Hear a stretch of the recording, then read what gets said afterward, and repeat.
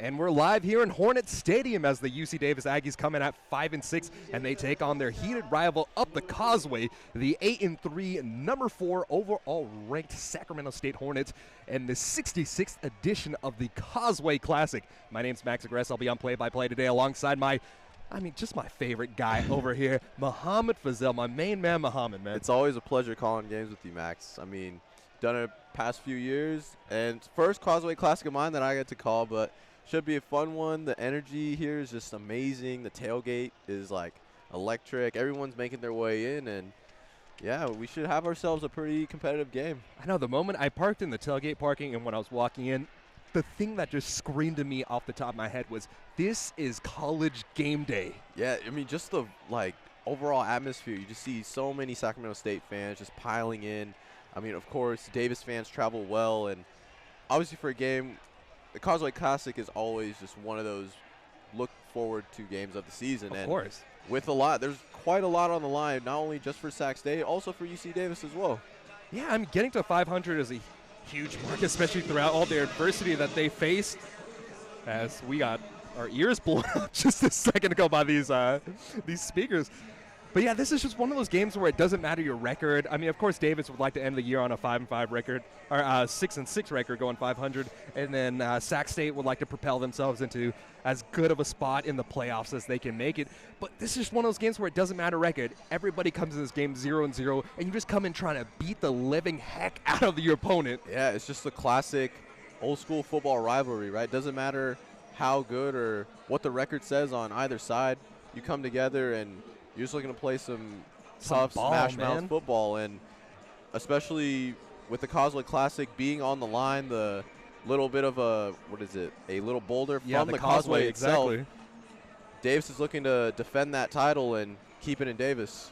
And the UC Davis Aggies won the coin toss, and they elect to receive. So the Ags will come out on offense first, and we're going to see the place kicker, number 92, Devin Medeiros, kick things off to start things off for the Ags and the Hornets right here in the Causeway Classic. The Hornets come out in black jerseys, black pants with gold numbers, and green trim with the green helmets, and the Ags are in their all whites with the blue numerals and the pearly white domes. 2 men back for the Ags. It is Jalen White and Jordan Perryman back there as we take a little bit of a hiccup to get things started as the ball blew off the turf. It's a real nice sunny day, just about 70 degrees here in Sacramento. There's a little breeze coming from the south side of the stadium. And, I mean, this little breeze is nice. You get just a nice little cooling natural AC. Especially from up here. Yeah, especially from the top of the press box as we're up here right now.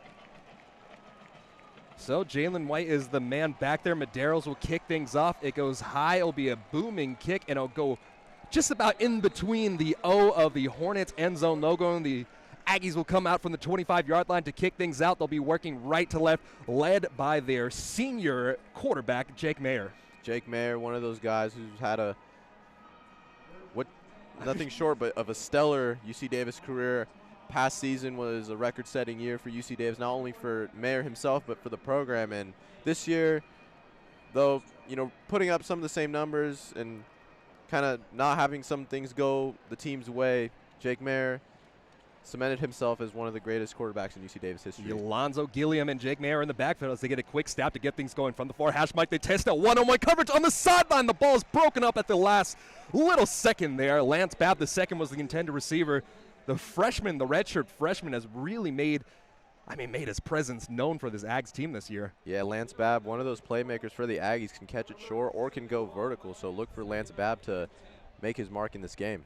Shotgun snap for Jake Mayer. Trips out to the near side of the field, and they'll hand it off to Gilliam. Gilliam making a move off the left side of the offensive line. It'll be brought down at the 29-yard line, making it should be 3rd and about 6 or 3rd and about 5. They'll call it officially, but on the sideline, the chain gang has 2nd right over there as they fix it as we speak it into existence. So from the 30-yard line, the Ags will come out with the Two receivers set on the far side of the field. They motion Bab across the formation. It'll be a 3-step drop from Mayer. Mayer tosses it underneath. It's caught by Gilliam. Gilliam catches it at the 35-yard line and makes his way all the way out to the 41-yard line. So the Ags on third down are able to convert. Yeah, Sacramento State right there sent 4 rushers in, and Gilliam was able to find that soft spot in the middle, and nice first down pickup for the Ags. And because it's not that hot of a day, this shouldn't make that big of a difference. But these black uniforms do suck the life out of you. I mean, they look good on the field, but if it starts to get hot, this could be a factor that could get into the gas tank of the Sacramento State Hornets. Mayer calls for the snap. He'll hand it off to Gilliam. Gilliam working off right guard this time around, and he'll mosey his way forward for about a gain of 1.5 yards. And the Sacramento State defense coming into this game, they only allow 21.2 points a game all season, so this defense is much improved and much stellar from years past. Trips out to the near side of the field. Mayer from the far hash mark claps, and he'll fake the handoff. He allows him time to throw, toss it over the top, and his intended receiver was Wesley Priest. Wesley Priest was being hugged up by the defensive player right over there. That was number 24, Davion Ross. No flags flying, so it'll be third down and long from the 42. Yeah, they had Wesley Priest out on the wheel. Looked like he had some position, but just had the defensive back on his, literally on his back. Surprised no flag was thrown on the play. 2 tight ends set off the right side of the offensive line. Mayer will motion his receiver across the formation, and that's Hyman lining up. So it'll be a 3 tight end set, and they'll hand off to Gilliam. Gilliam working off the right side of the offensive line, cuts it back, and he's brought down inside of Sac State territory. He'll be taken out at the 48-yard line, and a terrific cutback move from Gilliam really just opened up the space. Everybody flowed towards the side with the double tight ends, and then Gilliam just using his vision and showing why he's one of the best running backs in UC Davis history. Yeah, Gilliam was able to make his way up to the second level, and had there not been one more defender in the way, he would have broken one for a big play, but fortunately for Sacramento State, it's only a 1st and 10 at the 48. 2 third-down conversions to kick off this drive for the Ags, and now they have 2 receivers out to the far side of the field between the hash marks on the Sacramento State S logo. Mayer will play action, pass it across the formation, and it's broken up. The intended receiver was Chris Vaughn, but a terrific job by number 37, Duran Bland, the cornerback, getting his hand in at the last second there. Yeah, Chris Vaughn over there with the quick slant. Had that position, but a nice play from Bland right there to break it up. So we've seen the Ags offense start to get a little bit of a roll early on in this game. They've just faced so much adversity with all the injuries that they have. Teron Thomas out, Carson Crawford injured and out. And they are just putting together the pieces with all the great players and the depth in the program as they hand the ball off this time to Gilliam. Gilliam smack dead in the middle after about a gain of 2 on the play. That was the middle linebacker, Marcus Hawkins, filling the gap. So now that leaves him for about a 3rd and 7 here. Aggies moving quickly. And from the near hash mark, Mayer gets the 3-step drop, steps up in the pocket, tosses to the far side of the field, and it's off the hands of Wesley Priest. Wesley Priest went a 15-yard out route there, and that ball, Mayer just put a little too much mustard on that one, a little too strong, and the Ags are going to be forced to punt the ball. Yeah, ball was a little bit across the outstretched arms of Wesley Priest. Wesley Priest did get 2 hands on it, but I think also the sun was in his face a little bit, so that might have played a factor in him not securing that catch. Pretty sure-handed receiver, as we've known for the past 3 seasons. Dewey Cotton back there to receive the punt from Daniel Whelan. Whelan is the #1 all-time punter in terms of average punting yards for this UC Davis team. So Whelan, despite the fact that he didn't make the cut in the all-decade team that just got released the other day, this man is a beast. We saw his emergence last year, and he's just continued to show up and show off the big left leg for this Ags team. Just 2 words come to mind when you think of Daniel Whelan, just hang time. Every punt, you always see just him getting that consistent hang time, always allowing the gunners to get to their spots and, set up great field position for the defense. The 16th fair catch he's forced this year. After the Dewey Kahn fair catch, so the ball will be placed at the 13-yard line. It'll be a toss out to the left side of the offensive line for Sacramento State. Breaking through the first level, making a spin move and being brought down at the 31-yard line. A terrific run by Elijah Dotson. Dotson looked like he could have been caught in the backfield, but was able to mosey his way through and get a first down. Yeah, Dotson making his way towards the left side, made a few cuts, and then spun his way to the second level. Unfortunately for the Ags, he was able to be stopped before he was able to break one.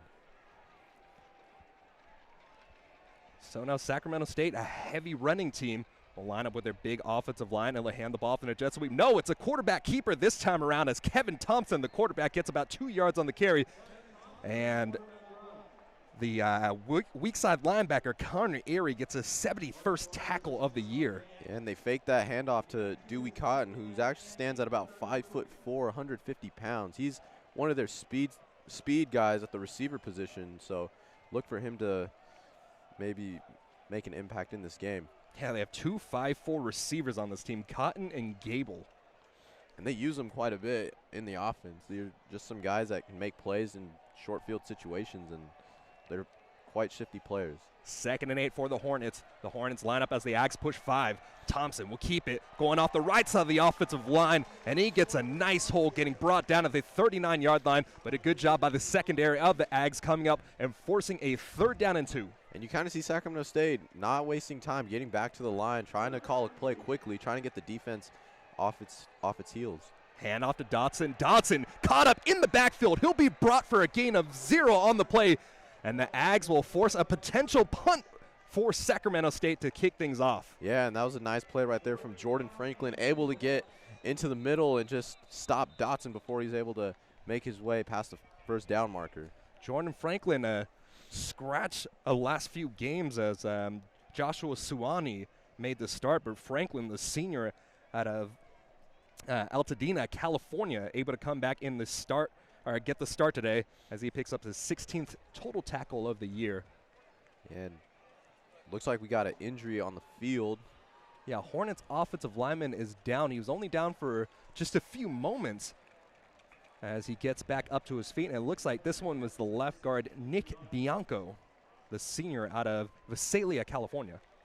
I think what's interesting between these two offenses is that you kind of see them, they both put up the same amount of points per game, and they both like to move quickly. I mean, you see with the kind of the Shredville offense of UC Davis. Offense. They don't waste any times in the huddle. They like to get back to the line of scrimmage. And you see Sac State doing the same, except one maybe has a strength of rushing versus and one has a strength attack. of passing, exactly. So it's a interesting dichotomy between these two teams. We'll see, how the game goes on as quarters 2, 3, and 4 go by. Sam Clark gets the long snap. It'll be a fair caught ball at the 19-yard line as a flag flies in, impeding the space of the punt returner, and that was Isaiah Thomas, the longtime punt returner for the Aggies. It was a terrific punt by Sam Clark, but there'll be an added penalty yardage on going against Sacramento State. Yeah, the Gunners for Sacramento State kind of pushed the Aggie blocker into Isaiah Thomas, and so that will add additional yardage for this next drive for Jake Mayer in the offense.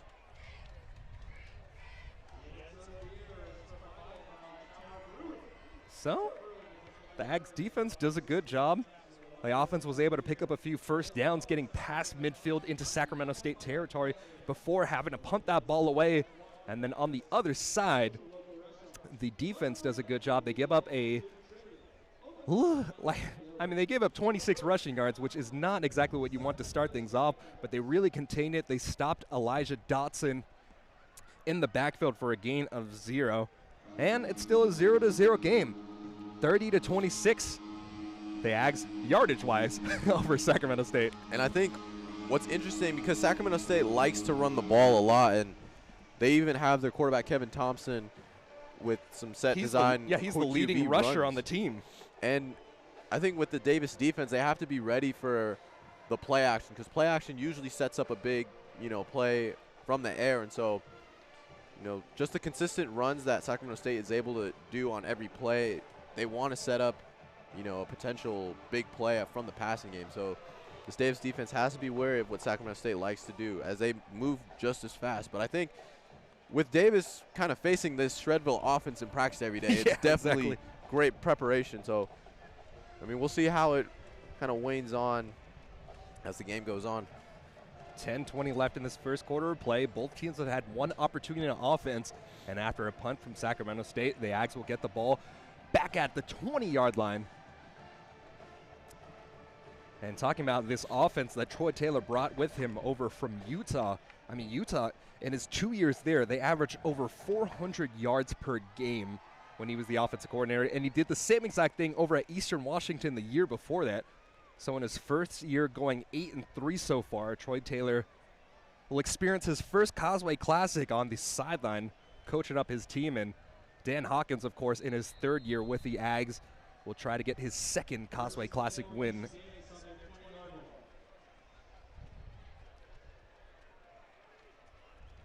Babb and Vaughn, the two outside receivers for the Aggs, and they hurry up and they run a power out to the left side of the offensive line. Give it to Alonzo Gilliam. Gilliam getting pushed out of bounds after a gain of about 3.5 yards over there, and it'll bring it to 2nd and 6. Gilliam looking for the hole to cut inside, but wasn't able to find a crease, able to make a play and just work his way outside.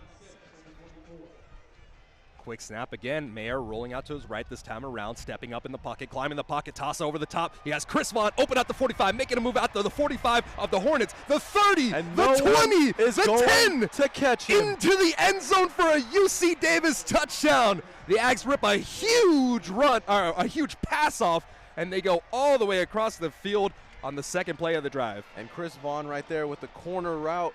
And as soon as he caught the ball kind of floated up a little bit, but as soon as he caught it, turned on the Jets down the sideline and was able to make his way for 6 points.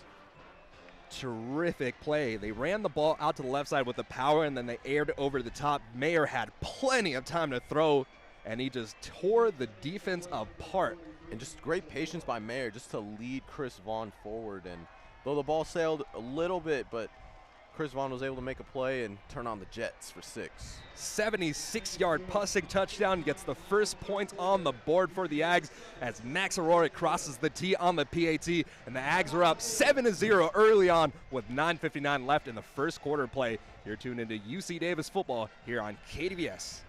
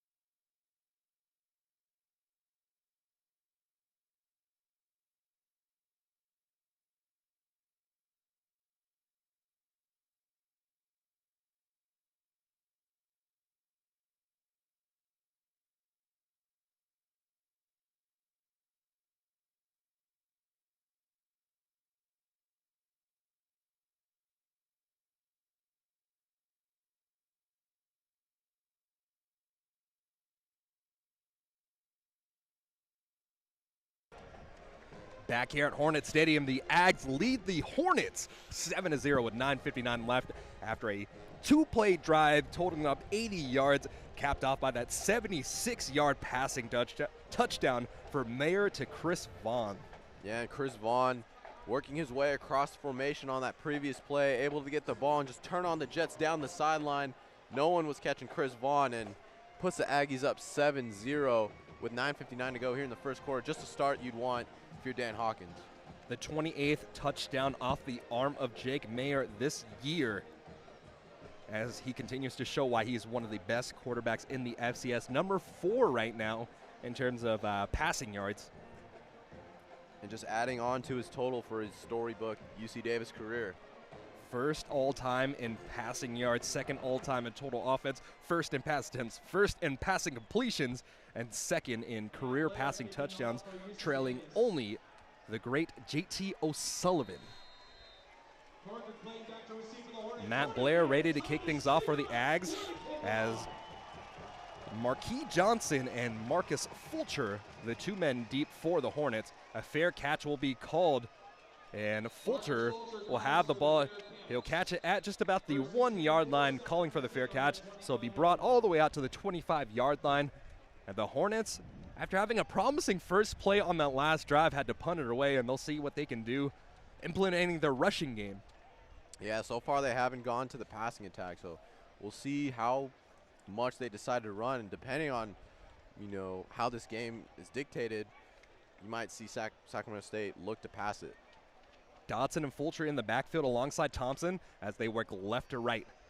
Gets the snap, taking a 3-step drop, and they'll pass it, stepping up in the pocket, getting pressured, being brought down. No! Breaking through the initial wave of Aggie defenders and then running his way forward for a gain of 7 out to the 32-yard line is Kevin Thompson. And that's just the athleticism of Thompson. He's the leading rusher on this team, and when he drops back, you have to have those disciplined rush lanes. Yeah, you have to have someone back there watching Kevin Thompson running because he can break one. He's pretty quick.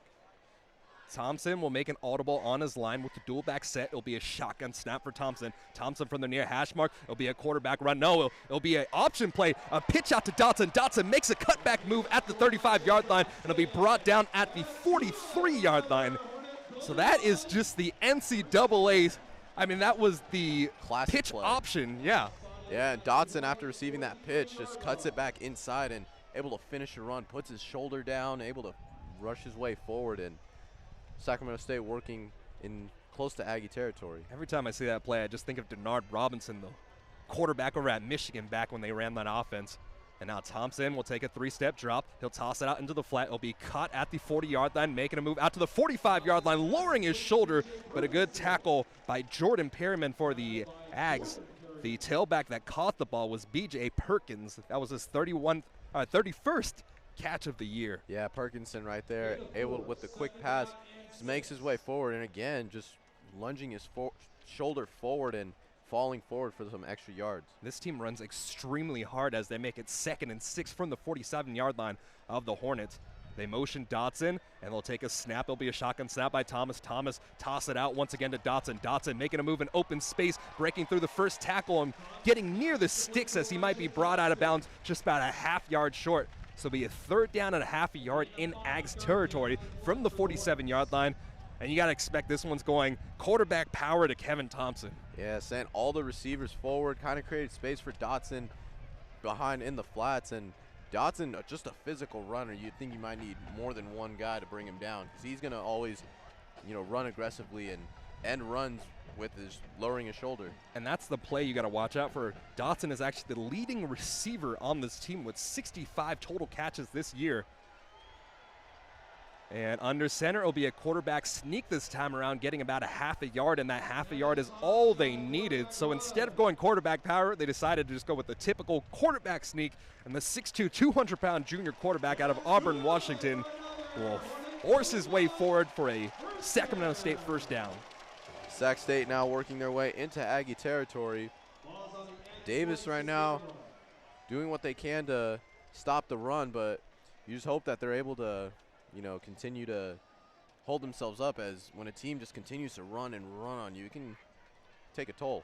7:20 left in the first quarter. Thompson working left to right will call for the snap. Snap is off. He'll hand it off to B.J. Perkin. Perkin off the left side sweep, gets all the way down to the 40-yard line and rips up a gain of 5 on the play. And a good job by the guards for Sacramento State, just getting forward momentum, pushing and creating some space for Perkinson right there as he's able to gain 5. Tigre Garcia with his 42nd total tackle of the year. He's only played 9 games. This is his 10th game coming in. So one of the stars of the UC Davis Aggies defense coming up for the tackle to make it 2nd and 5. Thompson from the two-back set. He'll motion B.J. Perkins into the left flat, and they'll toss a screen over the top. It'll be caught by Dotson. Dotson makes a move at the 35-yard line, being tackled down by his ankles, and will be brought down out of bounds. They'll mark it down at the 32-yard line. So after giving up 7 right now, Sac State putting together a pretty nice drive here. They're working their way towards the Aggie red zone. And it's all the running game, or the passing game rather, from the 2 running backs. They motion one guy out into the near side flats and then toss a screen pass out to the other side. So you just have to be really disciplined by your corners playing in the flats there. Thompson motions his running back once again. He'll take a 6-step drop this time, tosses it, and that ball sails way too far to his left. He tried to pass it to number 84. That's his number 1 wide receiver, Pierre Williams, but the ball sailed just a little far away from him, making it 2nd and 10. Yeah, I think they tried to do that quick curl route, but ball was a little outside of, that was actually number 14, Isaiah Bailey. But, yeah, just a little miscommunication right there on that route. So miscommunication between the two, as the Sacramento, California native Isaiah Bailey was actually the intended receiver on the play. And now Thompson making a 2nd and 10. Will call for the snap, takes a 3-step drop out of the shotgun, and he'll toss it into the flats once again. This one's caught at the 30-yard line, pushing his way inside to the 23-yard line. And once again, that's the tailback Elijah Dotson, or pardon me, BJ Perkins. I think for this defense, they have to try to get pressure on Kevin Thompson and try to protect the flats and force him to make a deep throw. I mean, so far he's kind of shown that he's reluctant to not want to throwing it deep against the Aggies, and that's why you see Elijah Dotson being the leading receiver. Is, you know, he's caught a lot in the flats and he likes to make plays from the backfield. At this point, though, when you see a lot of these swing passes, if the defenses start to get a read on it, you could possibly see a pick 6 going back the other way, as this one's a handoff this time around to Dotson. Dotson working off the right side of the offensive line. Nowhere to go. It was 3rd and about half a yard, and the Aggies will force another tackle for loss on 3rd down. And we'll see if the Hornets from the 25-yard line will elect to go for it here, or if they'll send out their kicking team. Yeah, and good forward momentum by Bryce Rogers and Connor Airy over there, just going in there, making a play, and sets up a 4th and 2. Interesting call here from Sacramento State. So 2 tight ends off the right side of the offensive line. They'll motion it to the left. It'll be a single back set. Under center will be Thompson. Thompson gets the snap. It'll be a quarterback pitch option. The quarterback keeps it. Oh, he was tackled in the backfield, but he was able to throw his big shoulder down and make it out to the 20-yard line. So under center, once again, that was the quarterback pitch option off the near side of the field. And Kevin Thompson, when you need a yard or two, he's the man to get it. And he sold that pitch really well, had Dotson on his back, and really just kind of like a Euro step in a sense, where yeah, he had definitely. the ball just way on his side and was able to fool the defense for 2 extra yards. Single back set, a shotgun directly to Dotson this time around, as Dotson is brought down in the backfield. He might have got about half a yard on the play. A little bit of a trick play there. The Hornets lined up in a single back set with Thompson under center. He motioned out to wide receiver, so it was only Dotson in the backfield. And a trick play goes awry as the Aggies get a tackle for loss. It'll be his 2nd and 10 with 4:09 left from the 20-yard line of the Aggies. Yeah, Dotson not working with much space there, and good job by the UC Davis defense to get into the backfield and prevent him from gaining. Thompson, shotgun snap. He'll be a quarterback keeper up the middle. The lane is cleared out to the 10-yard line, brought down short of the 10.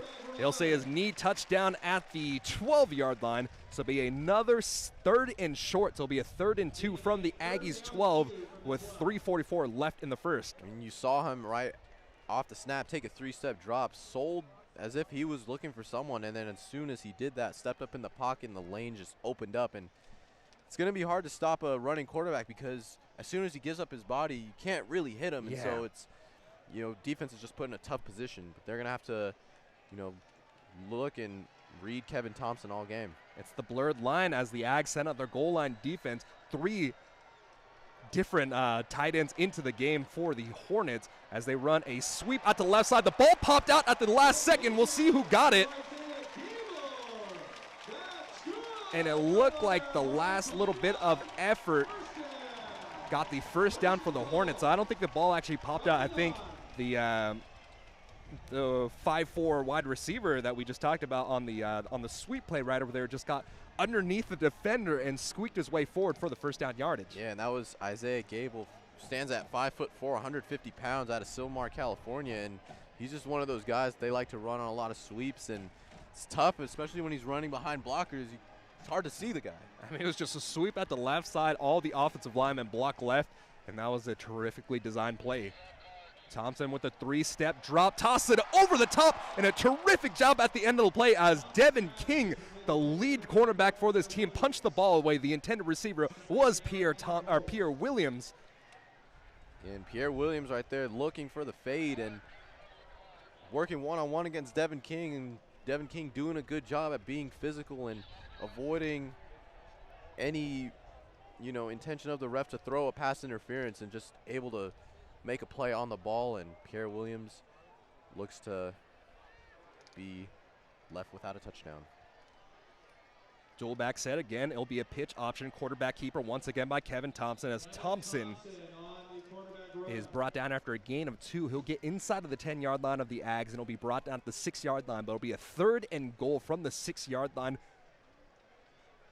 with 2:18 left in this first quarter. I think the way that Sacramento State's aggressive on offense, be interesting to see if Davis is able to get a stop. Do they go for it on 4th down inside the 10-yard line? Because they feel like they're a confident enough team to, run it up the middle and just run it on every single play.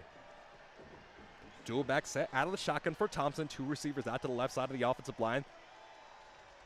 They motion Dotson into the flats. They toss a slant over the top, and it's almost intercepted. We'll see if the Aggies are able to get there, and no good. The ball is ruled down before an Aggies defender was able to get there, but a terrific diving attempt there by the inside linebacker, Eric Flowers. So Flowers was trying to get his 2nd interception of the year, and now the field goal group will come out for Sacramento State. Yeah, and they were looking to run the quick slant right there. Number 14, Isaiah Bailey, the intended receiver, thrown slightly behind him, and the ball popped up in the air. Ball popped up, and it's just that classic case of when the ball's up in the air for that long, who's going to come down with it?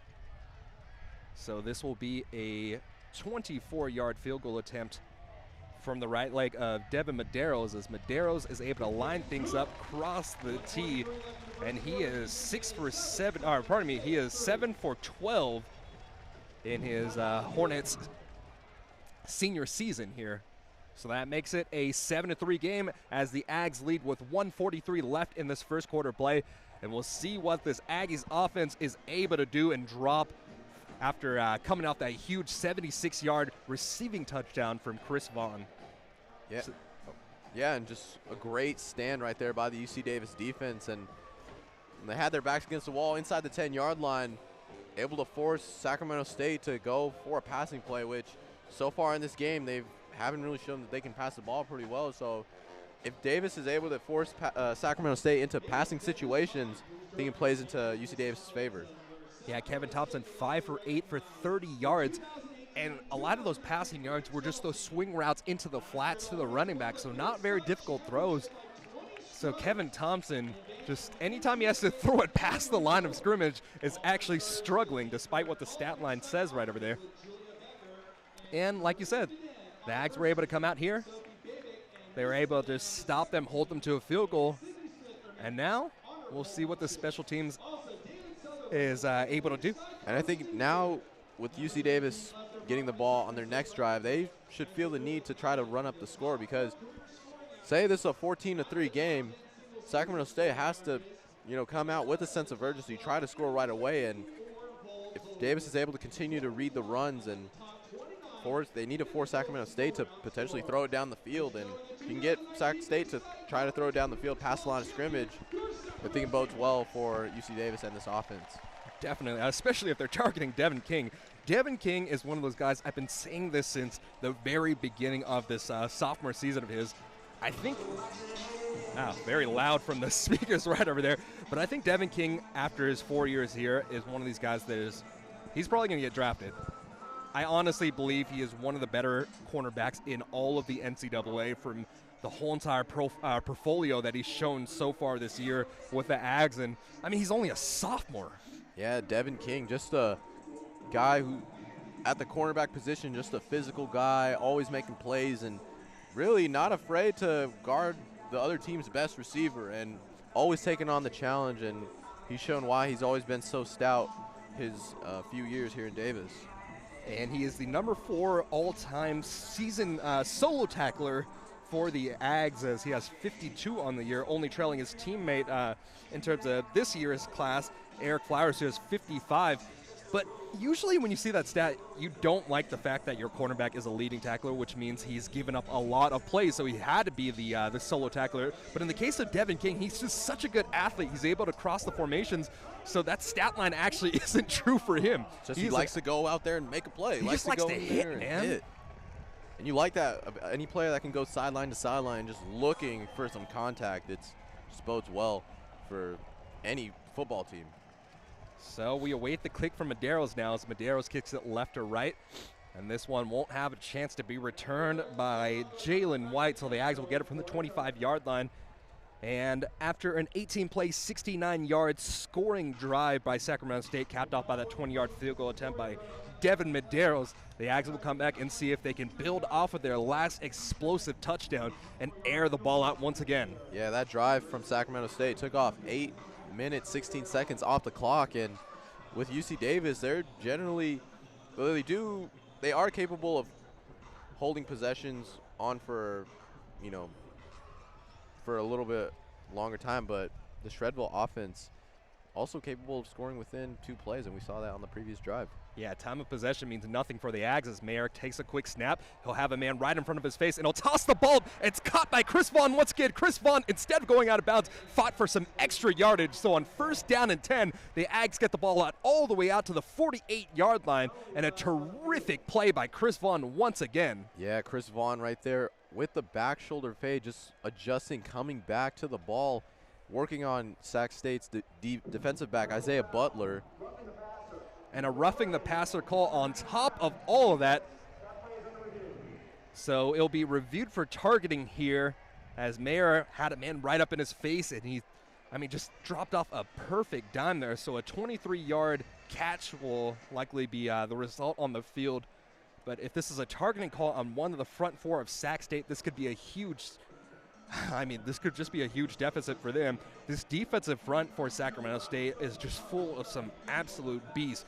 Josiah Erickson, 49 total tackles. Darian Chote, 44 total tackles. Elijah Chambers, 27 total tackles. And the man that just scares everybody on the field, George Obina, 37 total tackles, 16.5 tackles for losses, 13.5 sacks, and 2 fumble recoveries on the year for the senior defensive end. Yeah, and Sacramento State has a solid rotation of just defensive linemen, and when you have guys that are, rotating in and are fresh and able to make plays, it just makes your, front 7 a lot more dangerous. When your defensive end, Josiah Erickson, is only 11 tackles behind your middle linebacker, Marcus Hawkins, you know you got some beasts on that line.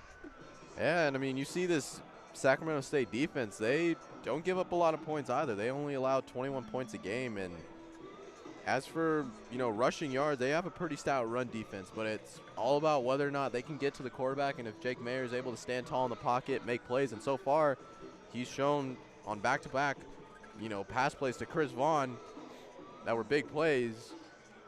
Mayer's able to stand tall, but of course as the game goes on, adjustments are made, and we'll see which team is able to withstand the adjustments. So after a 23-yard catch, an additional 15 yards will be tagged onto it. So it'll be a roughing the passer call, but there will be no targeting on the play. So the Aggies will get the ball all the way down to the 36-yard line. So after one play, the Aggies are able to come out here, completely flip the field, going from the 25-yard line to of the Aggies to the 36-yard line of the Hornets. See the stadium now starting to pack up. The Aggies side is looking pretty full now. Yeah, the away side's looking full, and the Sac State side is packed up to the brim. Mayer motioning Gilliam in the backfield. He'll take a quick snap, pump fakes, stepping up in the pocket, rolling out to his right. He'll have to dive forward, trying to get as much yardage as possible, and Mayer will be brought down for a 3-yard sack on the play. Yeah, they were looking for Chris Vaughn down the sideline once again, and good job by Mayer to not force that throw there, and saw the running lanes and fell forward. And Marcus Hawkins will get his 3rd sack of the year, his 3rd.5 sack of the year, rather, as the middle linebacker came up to get the tackle on the senior quarterback for the Aggies. Mayer with Yolonzo Gilliam in the backfield. They'll hand it off to Gilliam, power off the right side of the offensive line, cutting the ball back after a gain of 3 yards, and there was nowhere to go on the cutback there, as Gilliam would be brought down to be 3rd and just about 11 from the 37-yard line. And this is a play where you might see UC Davis look to attack. And Mayer taking a 5-step drop will go all the way down the field. Two defenders collide as a flag will fly, and Lance Babb was the intended receiver. The ball was intercepted. It'll be brought to the 35-yard line, the 40-yard line, the 45-yard line, still staying on his feet, being brought down at the 48-yard line of the Aggies as the free safety, Keelan Barnes, was the man on the interception. But as two defenders ran directly into Lance Babb, you'll expect this one to come back and the Aggies to get a the defense for the Hornets to get a pass interference call, and the Aggies to continue this offensive drive. Yeah, everybody knew, even the Hornet fans knew that was a pass interference, as you kind of see everyone walking their way back towards the 20-yard line. And just a great play from Lance Babb, able to make almost was able to get separation, was able to get to the right corner of the end zone, but it was just tripped up. It was a great concept from the Aggies as Babb ran the flag route on the outside, and they had a crossing route over the top, so the two defenders rubbed into each other and then ran directly into Lance Babb the second. It was more or less pick your poison, and they decided to go with Babb, but fortunately for the Aggies, it's a penalty that goes in their favor. So after 15 minutes of play, the Aggies lead 7-3 over the Sacramento State Hornets at the 66th annual Causeway Classic. So we'll flip the sides of the field, and the Aggies will get the ball on the 22-yard line of the Hornets to get things started for the second quarter of play. 7-3 is your score going into the second quarter, and you're tuned into UC Davis football on KDVS.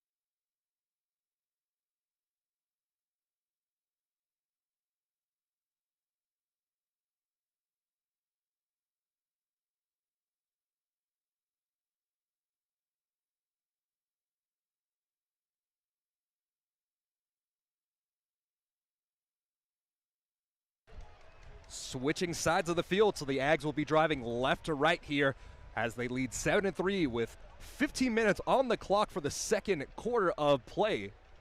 From the 22-yard line of the Hornets, the Aggies line up in a shotgun set.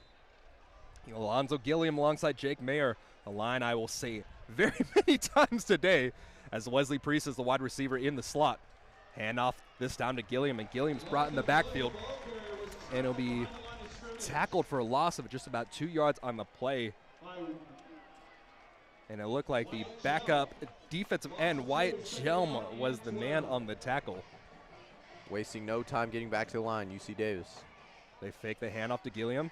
Plenty of time to throw across the middle of the formation. It goes through the hands of a defender and then falls through the breadbasket of Lance Babb. Lance Babb was in the end zone. If he was able to catch that ball, he would have brought it in for 6, but the defender on the play that looked like. That was number 5, Marcus Hawkins. Yeah, Just the middle throwing, zipping that ball across the middle and just zipped right through Hawkins' hands. Landed in Lance Babb's hands, but was a little too strong on the throw to be able to haul in. From the far hash mark, motions for the UC Davis offense as Wesley Priest is off the left side of the offensive line. They'll run power off the left side, and they'll get the ball off to Gilliam, and Gilliam will push his way forward out to the 21-yard line. But the Ags this time around will just call for the field goal unit to come out the field. They didn't try to push it down the field. They thought they could get the defense of Sacramento State off guard with the run. But now it will be Max Agress's 14th attempt of the year, and this one will be a 39-yard field goal attempt.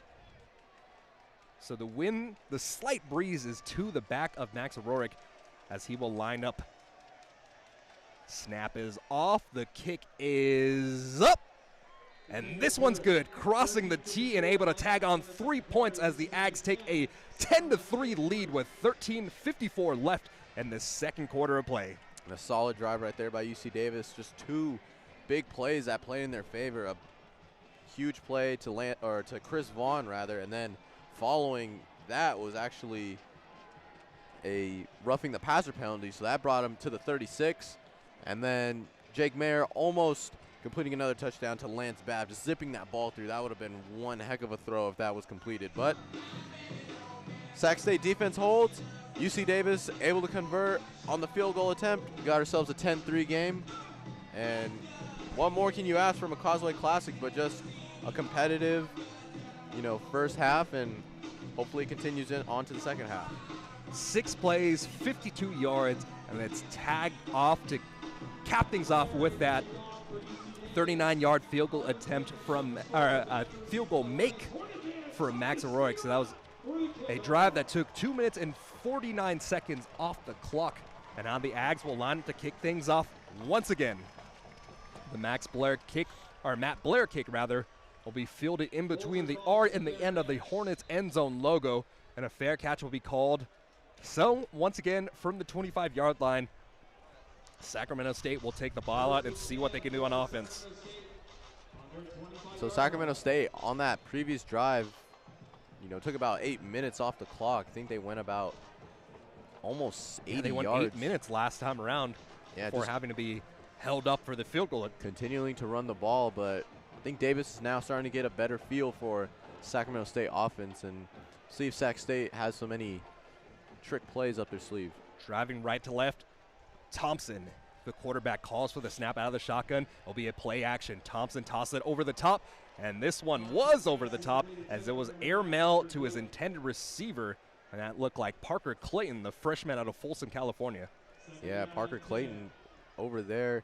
I think they were looking for, maybe a corner, but just thrown over the head of Clayton and wasn't able to get a read on the ball. Yeah, Mo, you had a great point. Anytime that Thompson tosses the ball in the past the line of scrimmage, it seems like he either overthrows or tosses it behind his receiver. So I think if Davis is able to get some pressure up the middle and force Kevin Thompson into a rush throw, it bodes well. 4-man rush for the Ags as Kevin Thompson holds the ball. He'll roll out to his left, has plenty of real estate in front of him. Let's see if he likes to run or if he passes it. He pump fakes, gets out to the 30-yard line, reaching forward after stepping out of bounds. They'll say he's marked down at the 32-yard line. A gain of 8 yards, and it'll make it 3rd and 2. Good job by Davis defense. Despite him picking up 8 yards, they're able to play some contain, and defenders not biting on any pump fakes to maybe force a potential, floating throw down the sideline, and now it's 3rd and 3 for the Aggie defense. Yeah, and Bryce Rogers, the defensive end on that play, trying to keep contained. Unable to on that last play, but the secondary came and helped him out. It'll be a sweep off the left side of the offensive line, this time cutting back at the 36-yard line, diving forward over the top, making it down to the 40-yard line. And that's a pickup of 7 yards as Elijah Dotson, the lead back for the Sacramento State Hornets team, is able to move the chains. Yeah, and able to cut inside. Looked like he might have had some real estate, but tripped on an Aggie defender, and that is what prevented him from breaking one. So with 13 and time running off the clock, see what Sac State's able to do Two receivers out to the far side of the field. Thompson will hand the ball off once again to Dotson. Dotson working out the left side, trying to get past the defender. Has to slow things up, and he'll be brought down out of bounds after a gain of 3. A terrific job by Eric Flowers sticking with the speedster out of the backfield. He's able to escort him out of bounds, making it 2nd and 7. Yeah, doing a good job on that sweep right there. Not allowing Dotson to get to that second level. And Dotson's just a physical runner. He also has that ability to be, shifty as well. So he's quite a tough task for this UC Davis defense. 2nd and 7 from the 43-yard line, working right to left. Kevin Thompson has one running back off his left hip, and they hand it off in the jet sweep. No, it's a quarterback keeper met hard in the hole, and a terrific job from the Aggies defense reading the option all the way through. Yeah. As Connor Airy comes up for the tackle. Yeah, Connor Airy able to read that read option and able to just step up, make a play, and put a hit on Kevin Thompson. And, for Kevin Thompson, if he's looking to continue to just keep the ball, this defense is going to do what they can to hit him hard and make him think twice before he decides to keep it. That's exactly what you have to do when you have such an athletic quarterback. The bounce back from UNLV. Kevin Thompson will call for the snap, taking a 5-step drop this time around. Has time to throw over the top, and once again airmailed. And his intended receiver, Isaiah Gabriel, had no chance at that ball. Even if he was 7 feet tall, he wouldn't have had a chance as the junior wide receiver trips down, and the Ags will face a punt, or will force a punt. Yeah, Gable going for that go route there, but just ball was, again, thrown over his head, and even if he was trying to make a jump for the ball, I don't even think that would have been in the vicinity. Sam Clark lining up for his 45th punt of the year. This won't be a straightaway punt. Isaiah Thomas will catch the ball at the 25-yard line, making a move, slipping through 2 different gunners and getting an additional 5 yards on the return. So a strong return by Isaiah Thomas, getting 5 on the play, and the Ags will get the ball at the 30-yard line. A timeout on the field, and we'll take it as well. 10-3 with 11:18 left in the second quarter play. The UC Davis Aggies lead at the 66th annual Causeway Classic.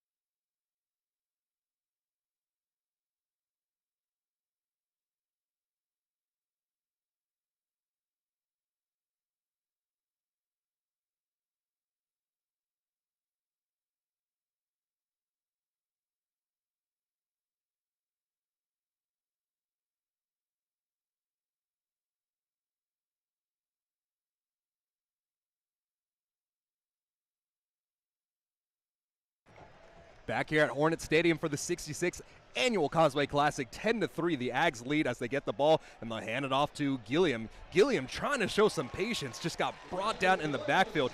The left guard for the Ags, Jordan Ford, the redshirt freshman, was just pushed all the way back into his backfield, and Gilliam had nowhere to go there. Yeah, Gilliam just looking for a lane to run on his left side, but trying to cut it back inside, couldn't find a seam, and Sacramento State defense just piled up all over him for a 2nd and 13 now. Gilliam, after that rush, will have 9 for 21 yards, and Mayer is 3 for 8 with 111 yards and a touchdown. So it's been all big plays for this Aggies offense so far. 2nd and 13, they'll hand it off to Gilliam once again. Gilliam breaking through initial line of defenders, and it'll be brought down by the group of linebackers filling the gap. He'll be brought down at the 31-yard line. It'll be a 3rd down and 9. 3rd and 9 here for the Aggies, wasting no time getting back to the line of scrimmage as Jake Mayer looking towards the sideline for a play call, and I think you'll see Jake Mayer looking to go over the top here. Double tight end set off the right side of the offensive line. Mayer in the backfield has a free play here. Mayer tosses it off the back of his foot. It's a jump ball to be brought down by Chris Vaughn. Chris Vaughn catches it at the 44-yard line, and the Aggies will move the chains one way or another, so they'll decline the penalty, take the completed catch, and they'll get the ball, converting on a major 3rd down.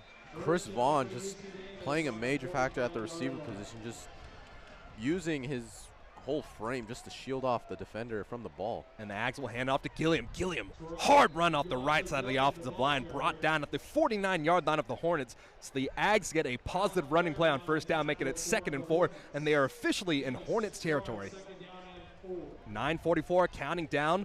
The Aggies have a bunch off the right side of the offensive line. They'll hand it off to Gilliam off that right side once again. Gilliam swivels his way through, and he'll get a gain of 2 on the play. So let's see if they elect to give it to Gilliam once again on 3rd and short. 2 tight ends off that right side of the offensive line. Gilliam off the left hip of Jake Mayer. The lone receiver out to the far side of the field is Orlando Ornales. Oh, pardon me, that's Chris Vaughn, the wide receiver that's done everything for the Aggies so far today. Quick snap. It'll be given off to Gilliam once again. Gilliam finds a little bit of a seam on the cutback, brought down at the 42-yard line of the Hornets, and the Aggies get another 1st down. Yeah, looking like he was going to run counter toward the right, but just quickly cuts it back towards the middle, and that sharp cut was able to lead him to fall forward, and now UC Davis working into Sac State territory. Since that first game against San Jose State that we saw Gilliam play last year, that has been his trademark move, that one-step cutback, as Troy Spencer checks in the game for the Aggies. 5-step drop. Jake Mayer steps in the pocket. It goes off the hands of Matthew Hyman, the backup tight end. It'll be 2nd and 10. Yeah, dangerous play right there as the ball seemed like was in the air for quite a few seconds. Could have been picked off, but fortunately for the Aggies, it's a 2nd and 10. 2nd and 10 from the 42-yard lines. Mayer is 4 for 10 for 125 yards and a touchdown today. Like we said, every single throw he's made has either been a huge throw or it's been a big pickup for a 1st down. The offense hasn't quite found its rhythm so far, but they still lead 10-3 with 8:41 left in the 2nd quarter. Mayer calling for the snap. It'll be a play action to Troy Spencer, and it'll be tossed out to Lance Babb, the 2nd, getting a gain of just about 2 on the catch, and it'll be brought down at the 40.5-yard line. Yeah, this is the 3rd time that Lance Babb's been targeted, but I'd like to see Lance Babb get more involved in this game, as he can be a guy that can be a critical playmaker for the Aggies. 4 down linemen for Sacramento State. The Aggies have a tight end off the right side of the offensive line. Gilliam checks back into the game, and he and Mayer will look towards the far sideline, out to his head coach, Dan Hawkins. Mayer relays the call onto the field. Gilliam will shift out to the right hip, and the Aggies, taking way too much time off the clock, will have to take a timeout with 7:56 left in the 2nd quarter. UC Davis, first time out of half. Timeout on the field. And that's unfortunate, because you see that Mayer was just about ready to get that play, and maybe they saw a matchup that they could abuse in the back end of the defense of Sacramento State. But we still have a 10-3 game in this terrific Causeway Classic matchup. Yeah, I mean, I think so far we've seen both teams able to get their offenses going, and even for Sacramento State, even though they have 3 points up on the board, they're still able to run the ball on UC Davis. Though I think you would like to see, maybe as the game goes on, you see maybe how their strategy starts to change up, and you might see them look to attempt to pass over the top more. And so far, Kevin Thompson hasn't shown that he can throw over the top. And so far, all of his passes just been from checkdowns out into the flat. So we'll see what play the Ags drop on a 3rd and long, a 3rd and 8 from the 40-yard line of the Hornets. And to be honest, we could possibly see a run by Gilliam and then just setting up a 4th and short. We know Dan Hawkins loves to gamble, as we saw last year in that Eastern Washington playoff game. But if there's any game really to gamble, take risk or gamble, it's really this game. I mean, this is the last game of the season for UC Davis, and playing against a rival in Sacramento State for the Causeway Classic, looking to defend that title. You're going to see all the things from the arsenal unloaded here. And the stadium is packed. The Sacramento State side is completely filled up to the brim. There's people on both sides of on one of these sides of the end zone, as the other side is cut off for the track, of course.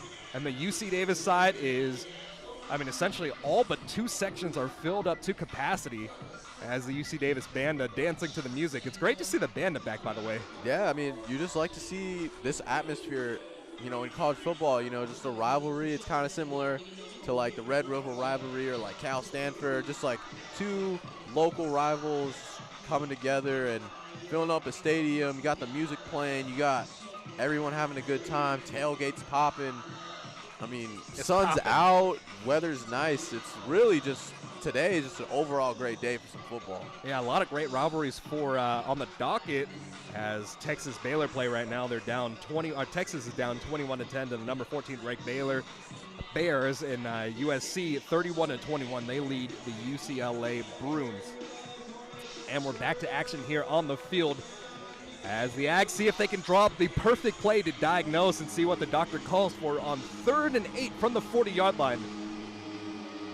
The buzzers are being, or the kazoos rather, are being blown here as Mayer on 3rd down has to roll out to his left. He tosses the ball to Gilliam. Gilliam having to pass by 2 different defenders, and he's unable to do that, getting only about 1 yard on the catch. He'll be brought down to the 40-yard line, and we're likely to see Daniel Whelan come out for the Ags. Yeah, Daniel Whelan here inside the 40, looking to see if he can pin the Sac State Hornets inside the 10, and with the hang time he's able to get from kicks, that might be possible. And back to receive for Sac State is number 17, Dewey Cotton. So the snap is off. A lot of pressure, but the ball will be brought down. This one will be touchdown at the 1 yard line, and the Ags are able to cover it right over there. A terrific job by the coverage team of the Ags. That ball looked like it was actually going into the end zone, but at the last second, an Ags defender was able to touch it down, and then the rest of his team was able to go over there, and the cavalry was able to field things down at the 1 yard line. So it'll be a 99-yard field for this Sacramento State offense coming up. Yeah, just a great job by the punt coverage team, and you saw Aaron Duncan just kind of looking over his shoulder as if like he's about to catch a over-the-shoulder pass. Exactly. But, that fell right out of his hands inside the 1, and now makes good field position for this Davis defense, see if they're able to capitalize. And that's the 19th punt inside of the 20-yard line for Daniel Whelan. A terrific high-booming punt. And let's see if the Ags decide to bring pressure on Kevin Thompson here. It'll be a quarterback keeper, a pitch option once again. Kevin Thompson breaks through the initial line of defenders, being brought down at the 10-yard line. A gain of 8 on the play. And Kevin Thompson's athleticism brings them out of a hole here, facing a 2nd and 1. And that's the type of plays when you're backed up inside your 10. You want to make sure you get some space and room to work with. Quick snap off once again. It'll be a false start likely on the Hornets here. And that will send them back, which you do not want after picking up a nice play on 1st down. Troy Steffel, the sophomore offensive lineman out of Yorba Linda, California, called for the false start there. So push them back 5 yards. It'll be a 2nd and 6 from the 6-yard line. I think you're going to see Sacramento State look to try to run while they're inside the 10, just looking to create some space and have some room outside of their 5. 5 for 10 is Kevin Thompson in terms of passing today. As this ball's picked off in the end zone, a terrific job by Devon Frazier, the strong side linebacker, and you can see those hands right over there. The converted defensive back in his redshirt freshman season gets the pick 6 in the end zone as the Ags lead 16-3. Devon Frazier goes in untouched down the right side of the field and puts his hands up, had a gift inside the basket, and add 6 more for UC Davis.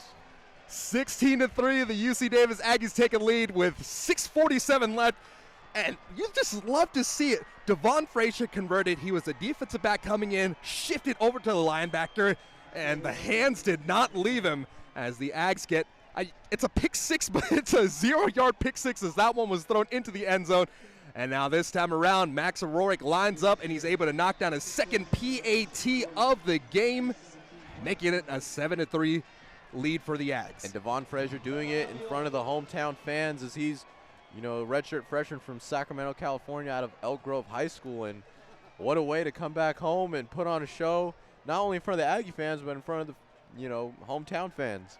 First interception of the season for Devon Frazier, and it puts the Ags up 17-3 in this heated Causeway Classic rivalry. And I think you also have to give credit to the special teams unit. Daniel Whelan once again pinning the Sacramento State Hornets inside the 10-yard line, and that false start penalty proved to be costly for Sacramento State as Kevin Thompson elected a pass and just wasn't able to get the ball out quick enough. Devon Frazier just reading the play seamlessly and just has a gift right in front of him, and probably about the easiest touchdown he'll ever have, maybe. Yeah, he came up on that right side of the offensive line on that on the linebacker blitz, and then he just read the eyes of the quarterback all the way, showing his repertoire and his skill set. Untouched right over there.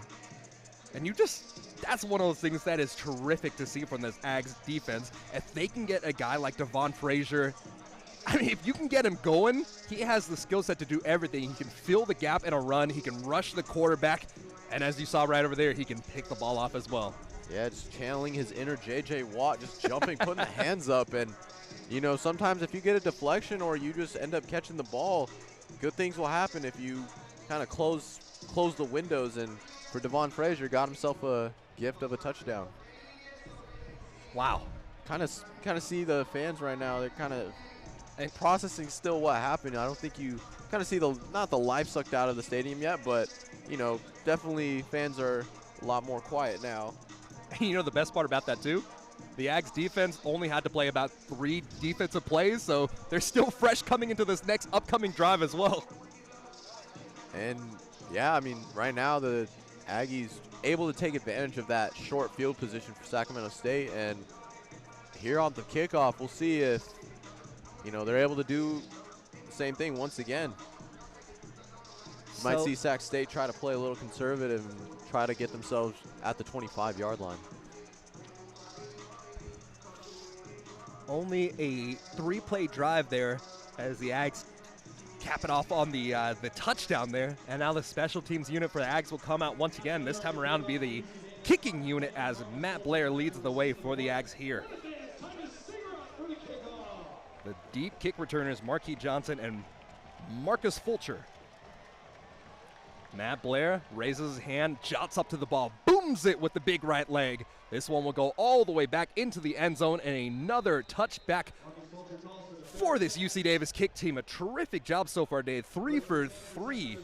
Matt Blair was able to boot things off and get things into the back of the end zone. And right now, this UC Davis defense playing with a lot of momentum. I mean, coming off a pick 6 from the 1-yard line, you just know this defense is full of confidence right now, and they feel like, you know, they can stop whatever Sac State's throwing at them. Ags defense comes out to the field rejuvenated with energy. Kevin Thompson back in at quarterback after throwing his 8th interception of the year. Thompson will throw the ball once again, and this one will be far too wide as Devin King picks the ball up off the ground after the play, trying to run it back and just getting a little extra shift of momentum as well. But like you said before, Kevin Thompson, just anytime he has to toss the ball, he tosses it just a little too wide. Dotson motions into the backfield. It'll be another play action from Thompson. Thompson rolling out to his right-hand side. Toss it, catches it right at the stick, and that's Parker Clayton making a move, catching it at the 35-yard line, being brought down at the 41-yard line. And that'll be the 6th completion off the right arm of Kevin Thompson today. Yeah, and Parker Clayton right there with the 10 and in and able to pick up a nice play. And first, really completed throw over the top for Kevin Thompson. 6:22 left. Thompson from the empty set will drop back, taking a three-step drop, testing over the top. No flags will be thrown down, as at the very last second, a flag flies in. Jordan Perryman was the defender on the play, as Pierre Williams was the intended receiver, and this one will be a pass interference call. Yeah. 15-yard penalty will push it all the way into Aggie territory. Yeah, Jordan Perryman still maintained contact past the 5 yards, and though the ball was in the air, Jordan Perryman didn't really turn around in time for it to, the refs not to throw the flag, and so a break for Sacramento State. Yeah, you got to whip the head around to avoid that pass interference call. Now Thompson, despite the fact that he threw that interception, has really put together a decent drive here, getting all the way down into the 44-yard line of the UC Davis Aggies here. Thompson out of the empty set, taking a three-step drop. It'll be a quarterback keeper up the middle, avoids the first tackler, being brought down at the 44-yard line. A terrific job by Connor Airy, the weak side linebacker, coming out for the tackle. Pardon me, that was Nick Eaton on the tackle for the Ags. Nick Eaton right there bringing pressure. Wasn't able to stop him down at first, but then following him was number 55, Montel Bland, and able to finish the tackle. But that play right there started by Nick Eaton. Terrific play from the Ags, and that's something you got to worry about if you have an athletic quarterback there. He thinks he can wiggle out of any tackler. He wiggled out the first one, but the cavalry came down for the Ags. It'll be a 2nd and 20 from the 46-yard line of the Hornets. Snap is off. Thompson, three-step drop, toss it underneath, nowhere to go. Perfect zone coverage for the Ags. It'll be a 3rd and long. Yeah, and right now with 3rd and long, you're going to see Sac State looking to pass over the top, and this bodes well into UC Davis's favor. So I think you're going to look to see them maybe drop back and potentially try to make a play on the ball. A lot of these seniors on the field for the Ags in their last collegiate game, and they are kicking things off with a boom with 5:28 left in the second quarter. A ball's tossed over the top. It's caught right at the sticks, making its way down to the 30-yard line. And that is the backup tight end, Jarrell Anderson. Oh, pardon me, that's the wide receiver, Pierre Williams, converting on a 3rd and eternity. Yeah, and Pierre Williams right there on the post. Just ball sailed over the arm of a Aggie defender into the hands of Pierre Williams and able to pick up the necessary yardage. And Sac State now has a first down at the 30. That is a backbreaker. You have all the momentum going back your way after 2 terrific plays. And then, you got to give it to Thompson there. That throw was right on the money. The post in between caught right at the sticks at the 20, or after a 20-yard gain, and then ended up getting a 24-yard reception on the play, as there is a player down for Sacramento State. This is the 4th time today that we've seen a player down on the field from Sac State. So it's 7 with 5:22 left in the second quarter of play, and the Ags leading 17-3. We'll take a quick break. We'll be back on the other side. UC Davis football here on KDVS.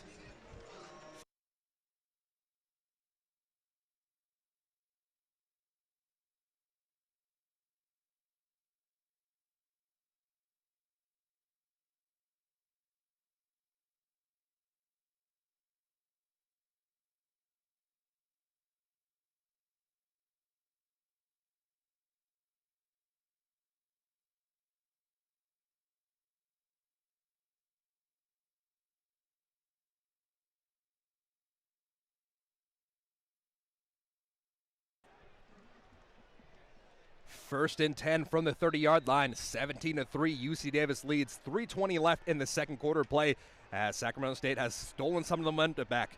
Thompson, toss it, find a man wide open. No, it's a drop ball. The intended receiver on the play with Isaiah Bailey, the Sacramento, California native. He would have had enough yardage to get the first down there, but Devin King, just the presence of him in the area, I think a little bit of a boogeyman effect there forced Isaiah Bailey to drop the ball. 2nd and 10 with 5:12 left. Thompson, 7 for 16, 70 yards and an interception. Those are his numbers through the air. The Ags bring pressure. It'll be a Kevin Thompson keeper. Kevin Thompson trying to run power right off the quarterback power. It'll be brought down for only a gain of about half a yard here. So it'll still be 3rd and 10 from the 30-yard line with 5 minutes left in the second. No gain, 3rd down and 10. this UC Davis defense has done a terrific job really sniffing out the quarterback keepers after giving up a few early on. They've turned things up in this second quarter. Thompson gets the snap out of the shotgun. He's hit hard. Ball tossed way too far over the top, and the Aggies will force a 4th down. Jordan Franklin leading the charge, getting to the quarterback as the nose tackle from Altadena, California, trying to cap off his senior season with a terrific game. 2 big plays by Jordan Franklin so far today. On 4th down, Sacramento State going for it. Thompson's in the backfield alongside Dotson. 3 receivers stacked off the right side of the offensive line. 5-step drop. Thompson steps up, throws a needle. It's caught at the 19-yard line, making a move at the 15, brought down at the 12-yard line. Isaiah Gabriel out of Sylmore, California, the 5'4" slot receiver, is able to make a clutch play on 4th down. And that has been the story of this drive so far for the Hornets. They've gone out here and they've really made some clutch plays when they've needed it most.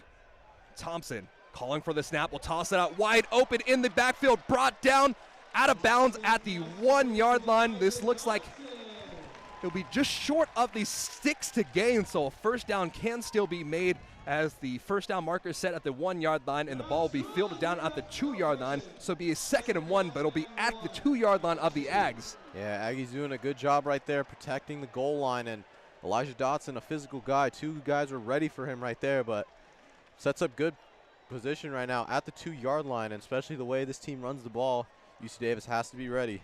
And the last time they were in this area, they were stopped short, being held to a Sacramento State field goal attempt. And now they're bringing extra offensive lineman into this game as Sacramento State brings in big number 65, Jordan Ford. And Sacramento State elects to call a timeout here as the UC Davis Aggies bring in their goal line set. So a timeout on the field. The Aggies still lead 17-3 with 3:39 left in the second quarter, but they are in a precarious situation here as it's 2 yards towards the goal line and 1 yard toward a 1st down.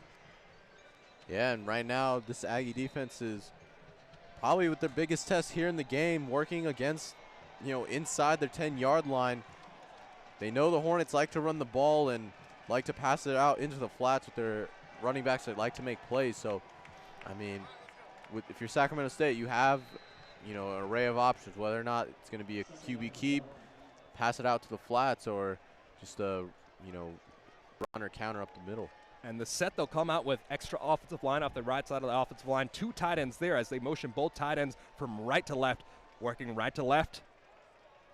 Kevin Thompson calls for the ball. It'll be a pitch option once again. They toss it out to the pitch and brought down in the backfield. B.J. Perkins had nowhere to go. Terrific discipline by this Aggies defense, forcing a 3rd and 2. And Jordan Perriman doing a good job making the solo tackle for a loss and preventing Perkinson from gaining any forward momentum.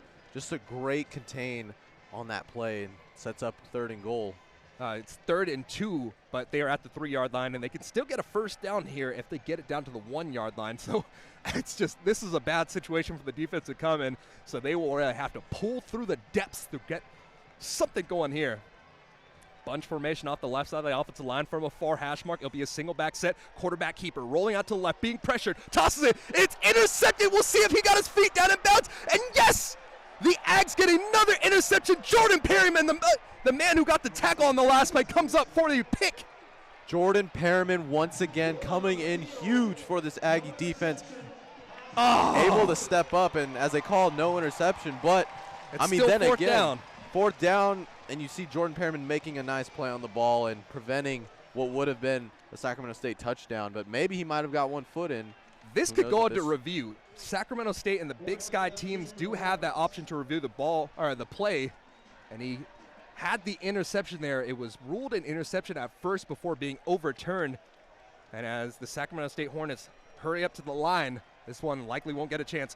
On 4th and 2, they line up in that same formation out of the shotgun this time. 2 tight ends off the left side of the offensive line. It'll be a quarterback keeper rolling out to his right, trying to get around the corners, able to, diving into the end zone, and then another touchdown from Kevin Thompson, a touchdown from Kevin Thompson. Kevin Thompson avoids the defender. Roland Okanzi is able to use that athleticism to dive over the top And what almost was an interception for the Aggies will make it a 17-9 game with Sacramento State trailing and awaiting the PAT.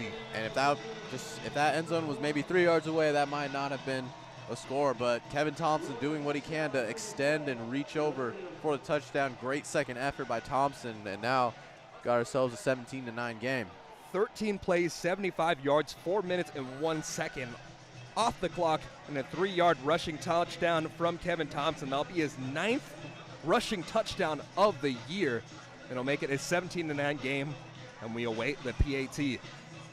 And that play was honestly, that whole entire drive was all about Kevin Thompson. Kevin Thompson making, I mean, he wasn't able to really do much in the first few plays of the downs in the of the count, but then able to really come up clutch on 4th down, on 3rd down, and in the money downs, he was able to come out here, show the clutch gene, make a big throw, or in this case, make a big run. And I think that play, though, where Kevin Thompson scored, they were looking to run, or they were looking for a throw, but they had that covered up, and Thompson had to do what he could to get the extra yards, and as he was getting tackled, he was able to lunge forward, and that second effort was able to get him to score, and now Sacramento State finds themselves within 1 possession. So after the 13-play drive totaling 75 yards, we'll see if they can put the cherry on top with the PAT. Devin Medeiros, 42 for 44 so far on extra kicks this year, and this one will be his 43rd. So after almost 2 whole quarters of play, the Aggies lead 17-10 over the number 4 team in the FCS with 2:46 left in this in the first half of this Causeway Classic rivalry.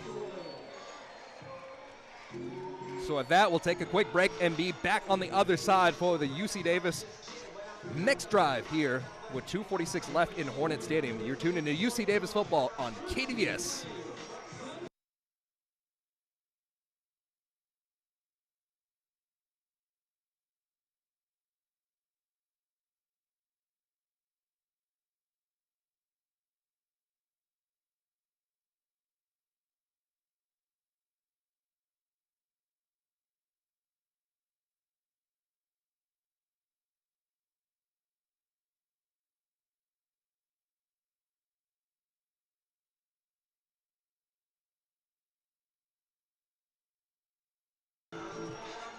Back here at Hornet Stadium for the 66th annual Causeway Classic, 17-10.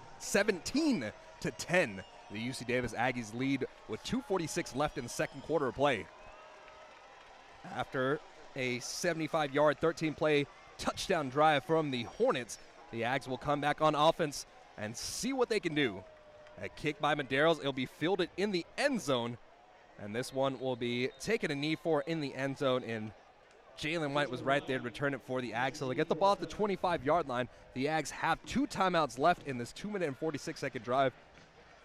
And honestly, time of possession doesn't really matter at all for the Aggies. Sac State has dominated the game in terms of time of possession, but the Shredville offense just goes out there and they don't care about any sort of time. Their average drives when they make it in the end zone tend to be somewhere in the 2-minute range. So at 2:46 and 2 minutes, or in 2 timeouts rather, it's looking like this offense will still proceed as usual. And I think for UC Davis, what's important to note, second half, they're going to kick off. So if they can make the most of this drive, take some time off the clock, perhaps they go into the halftime above 2 possessions. And it'll be a handoff to Gilliam, working off the right side of the offensive line. He'll stiff arm down a defender before being wrapped up, getting a gain of 2 on the play, 2nd and 8. Time ticking off the clock right here bodes in UC Davis's favor, and like you mentioned, Max, the Shredville offense is able to score within a matter of plays. We'll see if Dan Hawkins decides to be aggressive with the play calling. And funny enough to say, but this has been a slightly low-scoring Causeway Classic so far. The last few games have been final scores of 49 or so per team. And the Aggies will fake a handoff. They'll toss it towards the near sideline. Chris Vaughn will catch it before stepping out of bounds after a gain of just about 5 or 6 on the reception. So from the 32-yard line, the Aggies will face a 3rd and 3. The clock did not stop, as I guess he was pushed out of bounds instead of just being escorted out of bounds. So something to take note of here. So 150 counting down in this second quarter of play. The Aggies still have 2 timeouts as they take their time in the huddle. Yeah, and right now clock is ticking, and surprised, yeah, they didn't stop the clock as he went out of bounds, but with a one running back set for Jake Mayer, see what they're going to do here. Fake a hand up to Gilliam. Pressure. Screen pass is sniffed out all the way through. The ball bounced down on the floor as Mayer was just able to dump that one out. And that was just a terrific job from the defense of Sacramento State being able to sniff that one out. So with 1:29 left, the Aggies go 3 and out, and they'll have to punt the ball away. Yeah, and Sacramento State here has a chance to kind of go 2 for 1 here in football, right? I mean, Yeah. they're going to get the ball in the second half, so if they can come away with some kind of score, it leaves them with some momentum leading or ending the first half. Whelan lines up, awaiting the punt. His heels are at the 18-yard line. It'll be a high, swirling punt, fielded down at the 25-yard line. Dropping it! It's still out there! The Aggies dive on top, and no, the ball bounces out of bounds! And a big break for Sacramento State, as that was number 17, Dewey Cotton, who bobbled the punt return, and ball just came out of his hands, fell forward, and after that, it was a free-for-all that just fortunately for that Sac one will State go the way of Sac State. Bounced out of bounds, so they caught a break there. 4 different Aggie defenders were right there, but each of them just getting upon it and pushing it out of bounds. So just a massive collision, though, right around the 30-yard line. And that's a terrific field position for Sac State as they get the ball at the 35-yard line now. When you see just a fumble on a punt return, it's really all hell breaks loose. And you saw the punt coverage team for UC Davis just going there and diving, and as a result, the ball just kind of ricocheted forward out of bounds. But you know, that's good hustle. That was good coverage by the punt unit, and I think Con might have lost the ball, you know, in the sun. Yeah. Right now the shade's starting to come forward onto the field a little bit, so sun might be playing a factor up until the latter parts of this game. So the sun is setting to the west, of course, as we know, and the west is to the back of us right now. So by the time the second quarter kicks off, the sun will be fully behind the stadium. So it won't be a factor here. As coming in, you wouldn't think the elements will have to play a factor, as it was a beautiful 70-degree day. But the sun has definitely influenced the play on the field so far today. Thompson leading his offense once again, works out with a single back set. It'll be a play action. Thompson tosses it into the ground. They were trying to set up a screen pass out to Elijah Dotson out of the backfield, but the Aggies linebackers were able to sniff that one back all the way, and Dotson just had to toss that into the dirt. Yeah, Thompson was looking for that screenplay for Dotson. Dotson looked like he might have had some running room, but the pressure from UC Davis was too much for Thompson and had to throw that ball away. 1:16 left in the second quarter of play. The Aggies lead 17-10 in the 66th annual Causeway Classic against the number 4 team in the nation. Thompson tosses it over the top. Another airmail ball thrown way too far over the top for his 6-foot-tall wide receiver, Parker Clayton. So 3rd down and 10 from the 35-yard line. 1 minute and 10 seconds left. Yeah, and Parker Clayton on that comeback route, ball thrown over his head, trying to reach for it with one hand, couldn't really get a hand on it, and forces a 3rd down and 10. From the far hash mark, Thompson will call for the ball out of the shotgun set. Tossed underneath, and it's caught right at the sticks, caught at the 45-yard line, and that'll be just enough yardage to get the first down. So once again, the 3rd down has been the money down for the Sacramento State team, as they've just done a terrific job drawing up stick routes, getting right to the spot on the field to get the first down. Yeah, and that was number 81, Tal McClinton, right there, able to get just the amount of yards necessary to get that first down. Knew where he was on the field, able to make a good catch, and Thompson put it on the money. 40 seconds left in the second quarter. 2 timeouts left for the Hornets as they line up at the 45-yard line. Will be a play-action pass, and a false start will be called once again on this Hornets offensive line.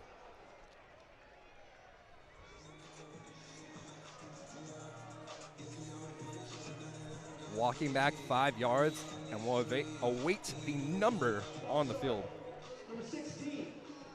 So it was actually the tight end, Marshall Martin, who was called for the tight end.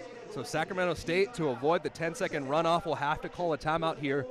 So It'll be a full timeout with 33 seconds left in the second quarter of play, and it's a 17-10 game. We'll take the break as well, as we are just about on the shadow of halftime here in the 66th annual Causeway Classic. It's been an extremely fun matchup. We're glad to have you joining us. 17-10, Ags lead the Hornets on KDVS.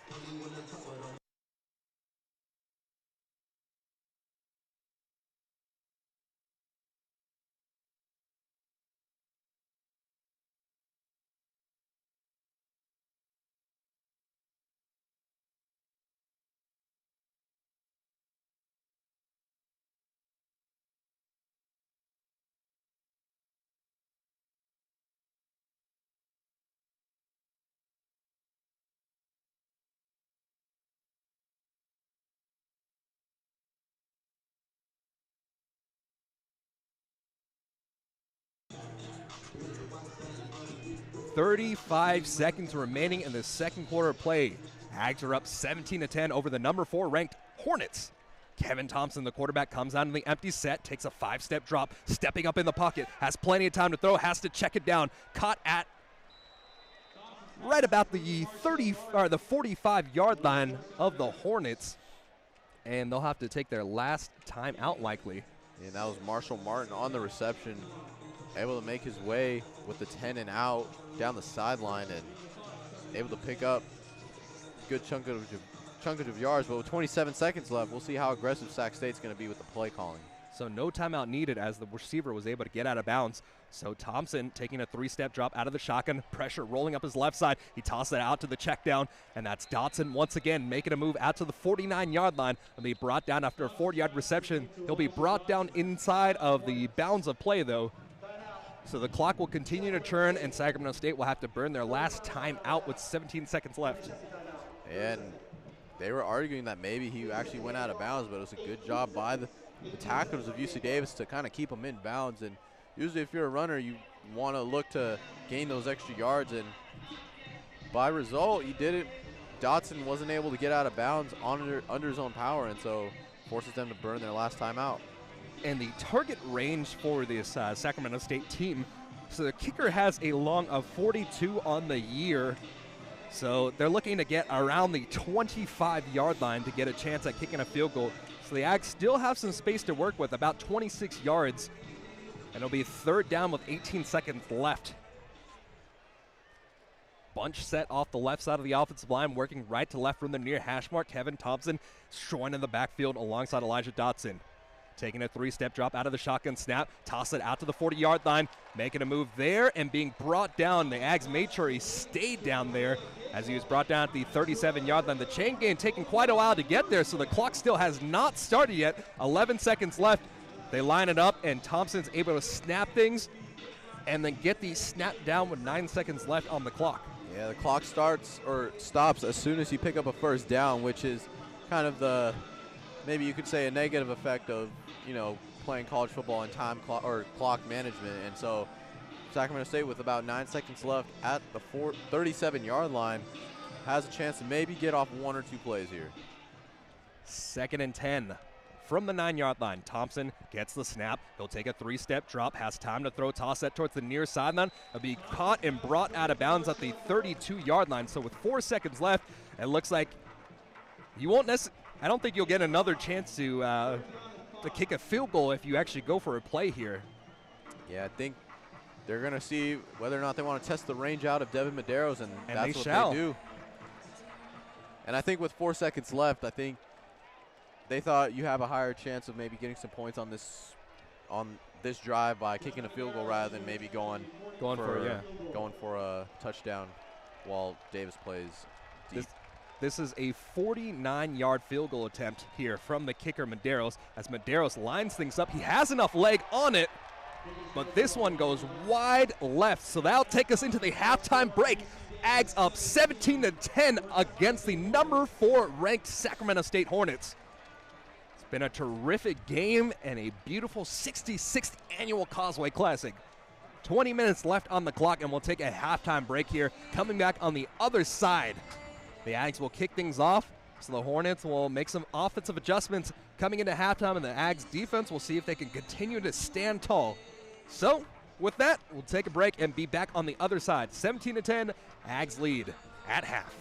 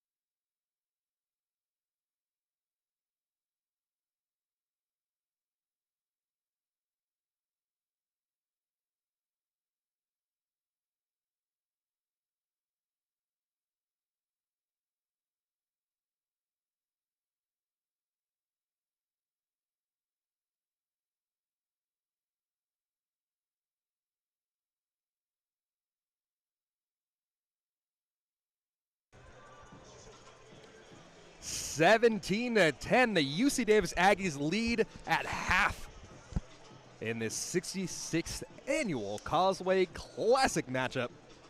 15 minutes on the clock, awaiting the beginning of the second half of play.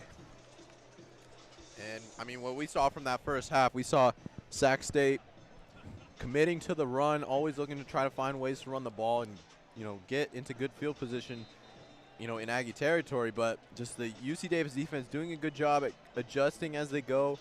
And, Sac State capable of also scoring pretty quick in least amount of plays, capable of putting together quick drives. But this Davis defense has adjusted well to the run and trying to force Kevin Thompson to beat them with his arm. So they'll look to continue to do that here in the second half. Yeah, more than anything, it's just keeping the lid over the top. They get them, UC Davis gets Sacramento State in some terrible field position situations. 3rd and 10, 3rd and 15, 4th and 20. But they find a way to convert in some crazy way. Matt Blair lining up as the Aggies kick it right to left. The shadows almost completely covering the field for the kickoff of the second half. The ball will be booted into the end zone, and once again, the fourth fair catch of the game, or the fourth touchback, rather, of the game off the right leg of Max Blair. And from the 25-yard line, the Sacramento State ranked number 4 Hornets will come out to see what they can do to kick things off in the second half. Yeah, and right now you see Kevin Thompson, 14 of 28, 136 yards. 1 interception, which was picked off at the 1-yard line by Devon Frazier. So we'll see if perhaps, Sacramento State makes any adjustments for Thompson in the passing game. And before we can get things going, it looks like the referees just need to adjust something on the field first. Deliberation between the refs, and we're just about getting ready to get things going once again in this second half. Lights are on, so maybe look to be a prime time second half here. I mean, 17-10. This game really could go either way. This for sure. Game is not over for UC Davis, so you still have plenty of football left to be played. And both stands now, I mean, it's essentially the same as in the first half. It's packed up to the gills on the Sac State side, and then the UC Davis side is filled nearly to capacity as well. I mean, even looking at the, concourse with all the food trucks, all these little food tents, it's just the atmosphere here is good. It's starting to get a little chilly here, so it's about to be a nice afternoon for some football. Driving left to right in their black jerseys. Thompson gets the snap. He'll step it up in the pocket. He'll look to run it himself now, rolling out to the near side of the field, out of bounds at the 25 and a half, 26-yard line. So terrific job and run discipline from the Aggies defense as Bryce Rogers escorts the quarterback out of bounds for only a gain of a yard on the play. Interesting look by the defense, only sending 3 guys to rush, and Sac State had that pretty well covered in terms of just the pass rush, but very well contained by the defense. And Airy was on the spy on that last play as the ball's tipped up. Terrific job by Jordan Franklin in the middle there, was able to get his big paw up and using all 6'1" of his frame to tip that ball up and force a 3rd down and 9. And Devon Frazier once again going into the quarterback's face and getting a hand up. I mean, he was kind of signaling that he tipped that ball, and so setting up a 3rd and 9 here. See what this defense is able to bring Kevin Thompson and the Hornets. 5-man front showing for the Ags, and a shotgun snap for Thompson. Thompson has time to throw, toss it right at the sticks once again. This has been a common theme throughout the whole entire second quarter of play, and now continuing on in the second half of play. On 3rd and long, it looks like the Ags are just about ready to get off the field on defense, and then a perfectly drawn up play and a perfectly drawn up route gets the balls right to the sticks, and Sacramento State is able to convert. And that was number 4, Isaiah Gable, who stands at 5'4", just jumping up at the apex of the football, grabbing it. So nice play by Gable to get a 1st down. Motions caught across the formation, toss it into the wheel route ran by Elijah Dotson, out of the backfield. He had some space in front of him, but as we've seen with Kevin Thompson, a lot of his throws just really sail away from him. He has just a little too much air on the ball, which doesn't allow his receivers to get quite underneath it. And now a 2nd and 10 with 13:57 left in the second quarter play as the Hornets line up from the 35. And that would have been a big play right there for Dotson, as he had some room in front of him. All he had was one guy to beat, and Kevin Thompson just missed that throw. 2 receivers out to the near side of the field. Kevin Thompson from the shotgun snap, pressured, toss it out in the flats once again. And the man to fill things up is Isaiah Thomas, the safety comer over the top. And it'll be a gain of just about 6 on the play, brought out to the 42-yard line. It'll be 3rd down and 3. Yeah, and once again, sending everyone out, deep into the field and having plenty of space to work out in the flats. Kevin Thompson does the check down, and it's been a while since he's actually checked down, but, you see just a good chunk of their offense getting started from these short throws. Dual back set. Thompson out of the shotgun, hands the ball off the right side of the offensive line. Dotson makes a cut, makes a move at the 45, out to the 50, breaking through another wave of tacklers, and they'll say he was marked down at the 49-yard line of the Aggies. So a terrific run from Dotson on that sweep action. Yeah, Elijah Dotson just keeping the feet churning, and as he's making his way towards his right, cutting it back inside and just staying up. And again, he's just, as I mentioned earlier, he's just a tough guy to bring down. 13 minutes left in the second quarter from the 49-yard line of the Aggies. 2 receivers will line up on the far side of the field. From the near side hash mark, a tight end will be there, and Dotson will motion across the formation. A toss across the middle of the field off the hands of his intended receiver. And for the second time today, Parker Clayton cannot reel it in. Another ball thrown over the top, and it'll make it a 3rd and 10 here. And again, Parker Clayton was open in the middle of the field. He had room in front of him to run. So the receivers are getting open, running some good routes. But, if you're not completing those throws, then fortunately for the Aggies, it's not gonna harm you, and Aggies have gotten the benefit of 2 missed throws by Kevin Thompson. And it'll actually be a 2nd and 10 after that last play was the first down pickup. Now it'll be an empty set, trips out to the far side of the field. Kevin Thompson calling for the snap, toss it underneath, it's caught. Parker Clayton with the 11-yard reception, tackled down by Devin King. And the chains will move once more as the ball will be marked down at the 37-yard line of the Aggies. And right there, that was on the money right there, in between the number for Parker Clayton, able to pick up a quick first down off the slant. 4 receivers out to the far side of the field from the near hash mark. Kevin Thompson, the lone person in the backfield, will look towards his sideline, looking for an adjustment from his head coach and offensive coordinator, Troy Taylor. Taylor gets the call in, and Thompson is ready for the ball. Gets the snap, chest high snap, toss underneath, and this won't be caught by number 21. That's B.J. Perkins, the backup running back, or Perkinson rather, the backup running back, making it 2nd and 6. Yeah, Sac State right now putting together a pretty nice drive here, taking about almost 3 minutes off the clock. 2nd and 6 from the 33-yard line. They've shown that they will go for it in 4th down any time they are inside this section of the field. And now will be a quarterback keeper. Thompson breaks through 2 waves of different tacklers, and he's able to make his way forward for a 6-yard rush and another first down out to the 26-yard line. Yeah, and you just saw Kevin Thompson right there kind of hold his way with the running back, and then decides to pull it back right in, runs it up the middle, and able to fall his way forward for a first down. Numbers as if he was a running back. 15 carries for 50 yards and a touchdown for the quarterback, Kevin Thompson. He motions his wide receiver out into the right slot, and it'll be an empty set. 3 receivers out to the far side of the field. Plenty of time to throw by Thompson. Thompson makes his way towards the near sideline, and it'll be a 6-yard reception on the play, caught in by his number 1 receiver, Parker Clayton, at, let's see where they mark it. Should be at the 19-yard line. 2nd and 3 from the 19, 11:06. Rotations come in as B.J. Perkins checks back into the game. And he'll line up in a dual backfield alongside Elijah Dotson and Kevin Thompson. Talma Clinton, the 6'4" wide receiver, lines up in the slot on the far side of the field. And from the near hash mark, the Aggies look like they're showing 4. The Aggies send 4. It'll be a pitch option out to the left side, and it'll be a broken tackle, and then finally upended at the 9-yard line. A terrific job by Isaiah Dotson, just showing the swiftness, that one-step cut action. Yeah, Able to get another first down. Elijah Dotson working his way towards the left side, got the pitch, and just was able to get some real estate and even had a nice little hurdle to end that run there. Yeah, hurdle, but he was eventually upended because of that hurdle. But still a terrific drive by Sacramento State.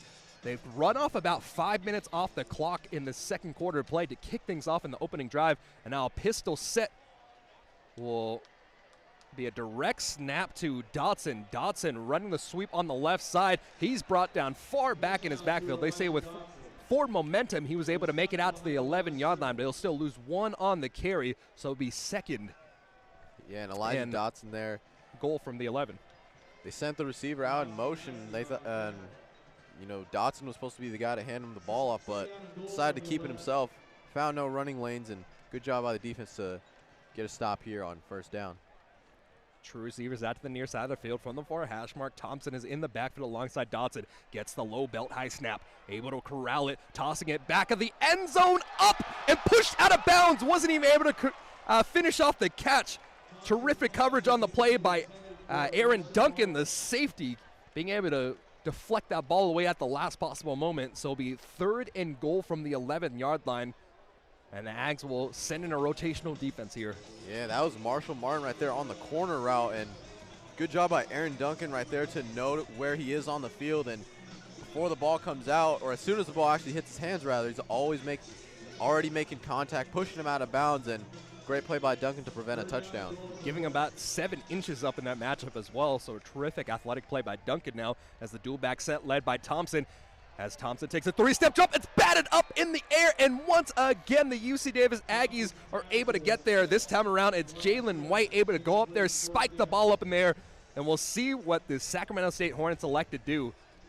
They send in their field goal unit, and the Ags, despite a nearly 6-minute drive by Sacramento State, they'll be halted up.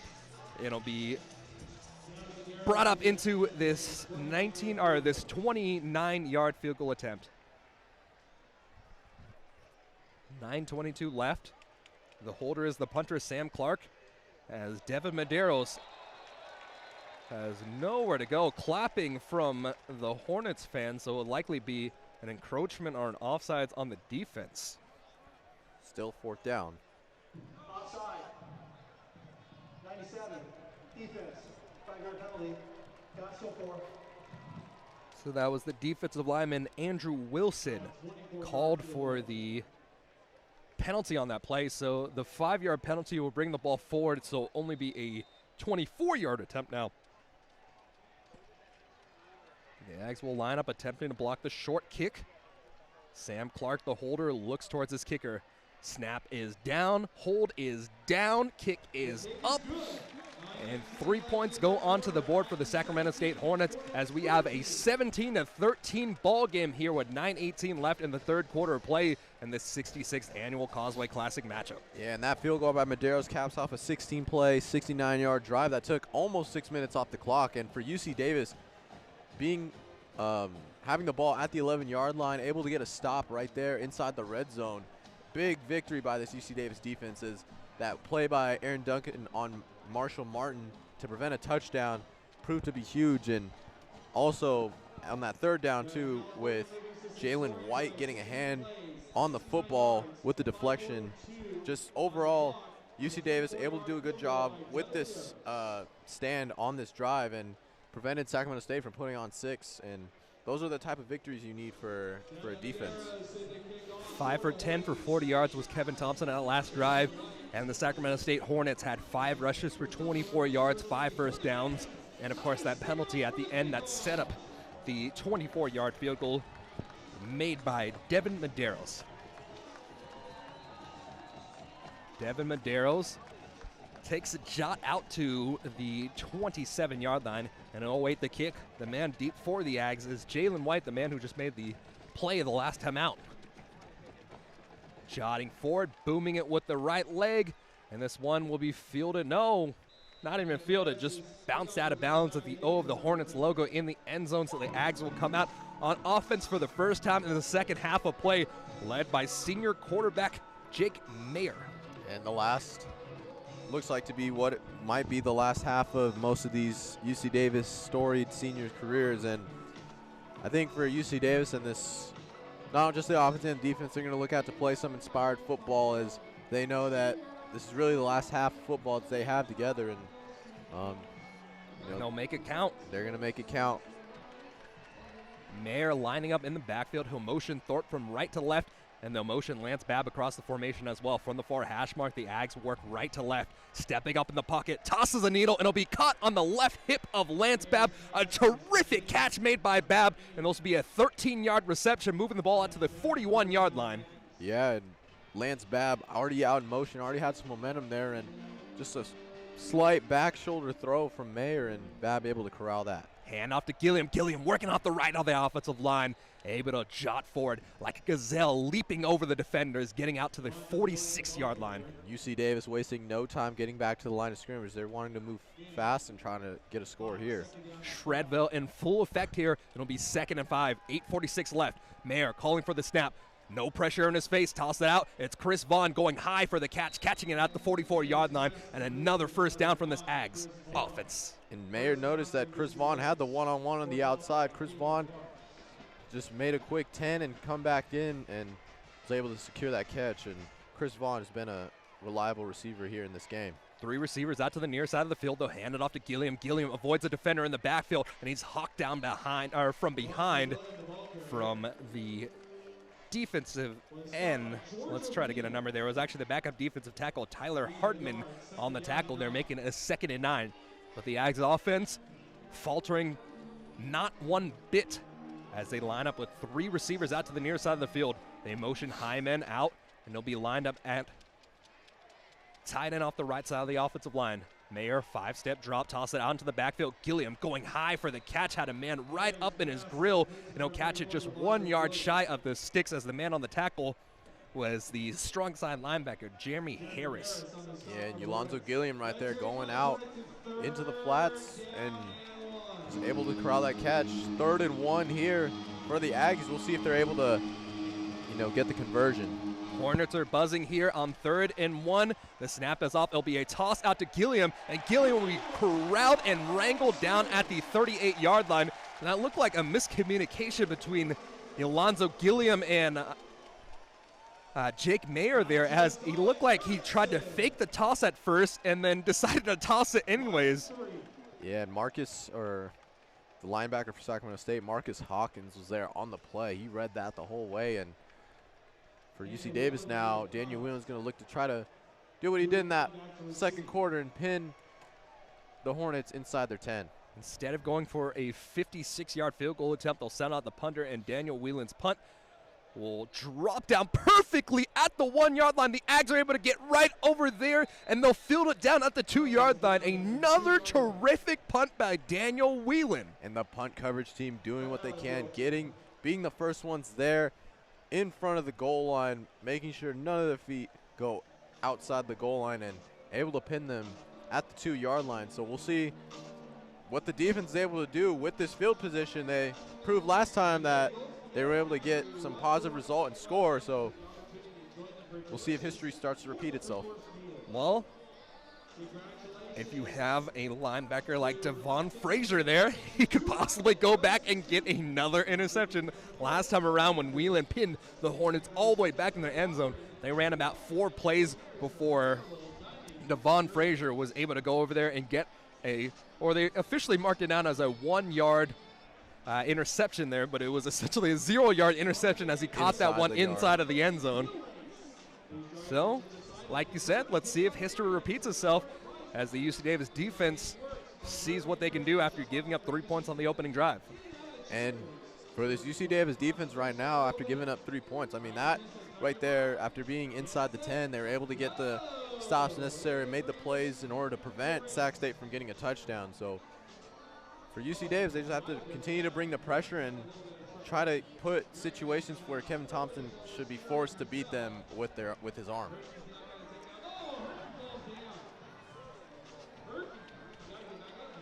(17-13) here. The UC Davis defense has actually done a very good job barring 3rd down. 3rd and 4th down has really been the magic down for this Sacramento State team. You think the UC Davis Aggies would go out here and then stop them when it's an obvious passing situations, but a terrific job by first-year head coach Troy Taylor. He's just able to drop exactly the perfect thing to diagnose the defense of the Aggies. And I think with the Aggies have been kind of playing a little bit deep on third downs. I think wanting to force Thompson to try to make a play, throw it over the top, and it bodes well for UC Davis is if they're playing deep, they can try to potentially, pick it off or make a play on the ball. But Kevin Thompson's been able to find the receivers underneath to convert those third downs. And, he's shown that at third down, if it's underneath, he can potentially make those throws. But he's also shown at times where he can sometimes throw up a little bit behind or up in front of the receivers. So we're lined up on the field, getting ready to get things going for the second drive of the Hornets. The last time around, they nearly burned off 6 minutes off that opening clock, and the Aggies rushed down the field before punting that ball away. So 6:58 left, and a dual back set in the backfield will be led by Kevin Thompson. Kevin Thompson on the E of the Hornets end zone logo, working left to right, will hand the ball off in a sweep. This one goes to Dotson. Dotson breaking through the initial defending wave, and he makes his way out to the 11-yard line. And Dotson right there working his way on the right side, just aggressive as he's running, just falling forward and just putting his shoulder down. It's really just, if you're a running backs coach, you must, that's something that they teach you. He lays the shoulder down and he tries to run you over every single time. He's not afraid of contact whatsoever. Kevin Thompson from the near hash mark, two-back set. They'll hand it off to Dotson. No, it's a quarterback keeper. Has a lane out to the 25-yard line, being brought down inside of the 25-yard line. It'll be taken down. They say it's at the 23. So a first down rush from Kevin Thompson, and that is his 16th rush of the game. And that's another big rush there for Kevin Thompson. Now gives him a little bit of breathing room as they're working their way at the 23.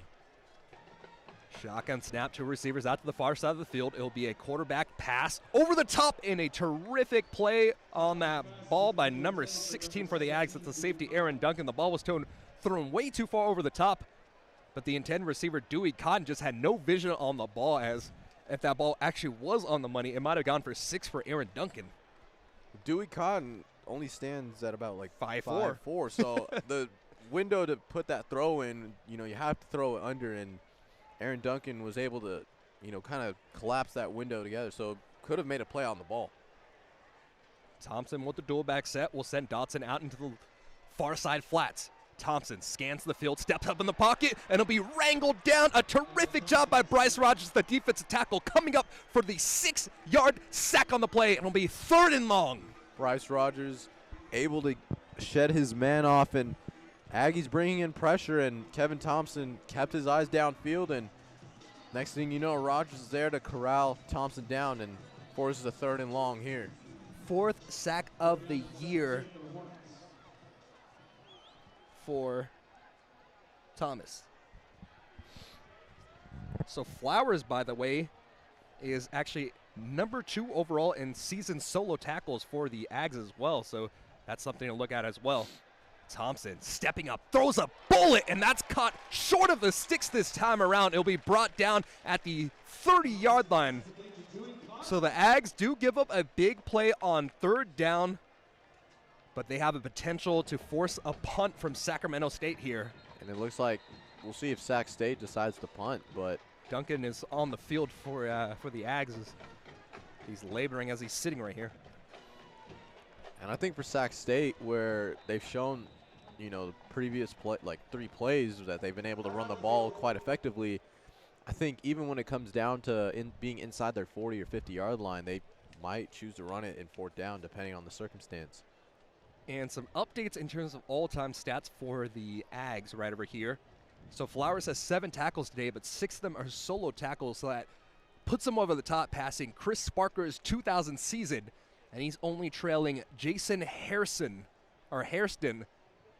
behind the potential to be the all-time solo tackle season leader for this Aggies team. If he gets 2 more solo tackles, he'll be able to tie Hairston's record at 63. And then if he's able to get more than that, then he'll be the all-time season solo tackler for this Aggies team. Additionally, someone on that list that we talked about just a second ago as well is Devin King. As trying to find his name on this list right over here. Devin King. Oh my goodness, Devin King has had a monster game so quietly this today. He has 10 tackles with 9 solo tackles, and that puts him at 61 as well. So Eric Flowers and Devin King are both tied for second place in terms of the all-time solo tackle leaders in UC Davis history. And those are two guys that, you know, play huge roles for this UC Davis defense, and you know, it's not surprising to hear their names at the top of those lists. And the craziest thing about it is Devin King is a sophomore. Eric Flowers is amazing, and he's capping off his senior season trying to be #1 in terms of that solo season tackler total for this Ags team. But it's just crazy to see the amount of talent and almost the embarrassment of riches that this UC Davis team has.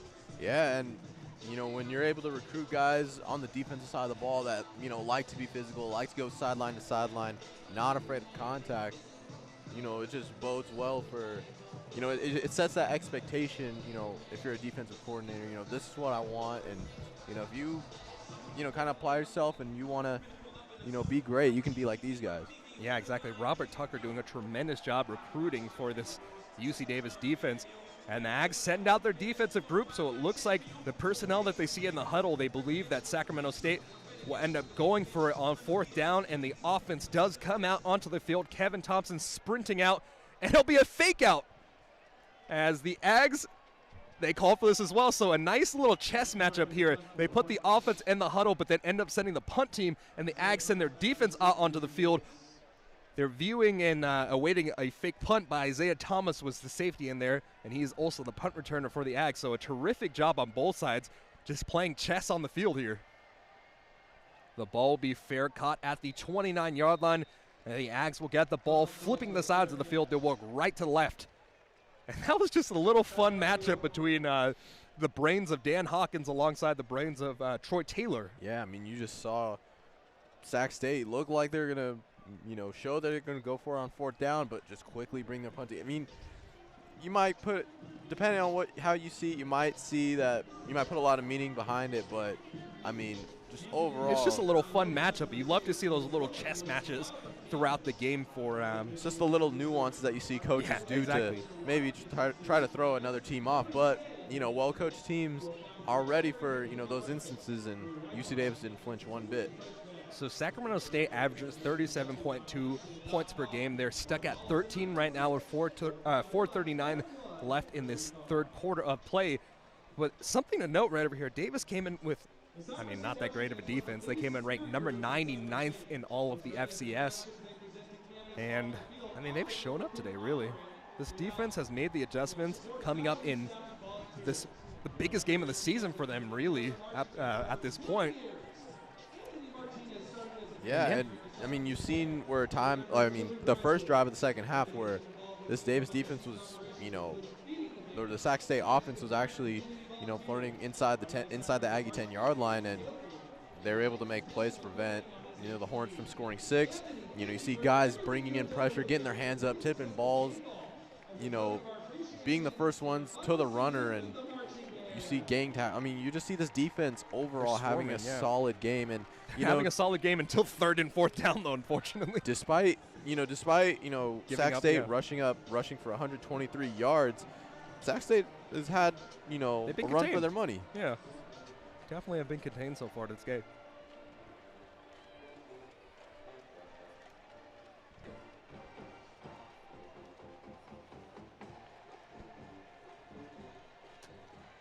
So we're still awaiting the start of play on the field here. And the whistle finally blows, and it'll be a 1st and 10 from the Ags. Chris Vaughn will be the lone receiver out to the far side of the field, and a quick snap. Hand off to Gilliam. Gilliam working his way through 2 waves of defenders, and he's brought down by the linebackers at the 30.5-yard line. So that's one thing the Ags just have not been able to get going today is Yolonzo Gilliam. That's his 18th carry. Now 45 yards picked up on 18 carries. Coming into the game, he's averaging 5.4 per carry. So that says a lot about that strong front of Sacramento State. Wesley Priest motions out across the formation. Plenty of time to throw. Jake Mayer elects to check it down. Alonzo Gilliam catches at the 35-yard line, makes a move out to the 40, the 45, and he's knocked out of bounds inside of the 45-yard line. Yeah, you kind of saw the receivers kind of work their way across formation, and Gilliam was left here on the left side, wide open, and good read by Jake Mayer to find Gilliam. Trips out to the far side of the field. They hand it off to Gilliam. Gilliam makes a move at the 45-yard line, and it'll be brought down after a gain of about 8 on the play. So into Sacramento State Hornet territory. Gilliam is starting to slash his way through this defense. Another quick handoff off to Gilliam as a flag flies in, and Gilliam had some space in front of him, but the play was called dead, and it'll be a false start on the Aggies. And Wesley Priest, the tight end, will be the man called for the false start. So push them back and make it a 2nd and 7. I think one thing we haven't seen Gilliam do here in this game, I mean, we saw that previous play where Gilliam picked up quite a chunk of yardage off that check down from Mayer, but I mean, Gilliam's also really good in the passing game too when Jake Mayer throws it out in the flats, and we haven't really seen too much of that. He is the leading receiver for this team with 50 catches on the year. Or coming into this game, rather, he was the leading receiver for this team.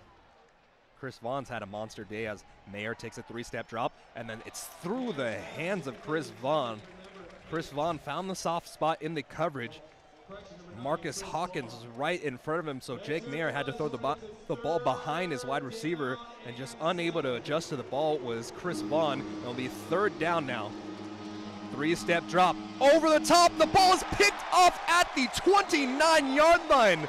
Unable to hook up with his wide receiver. Let's try to get a number on.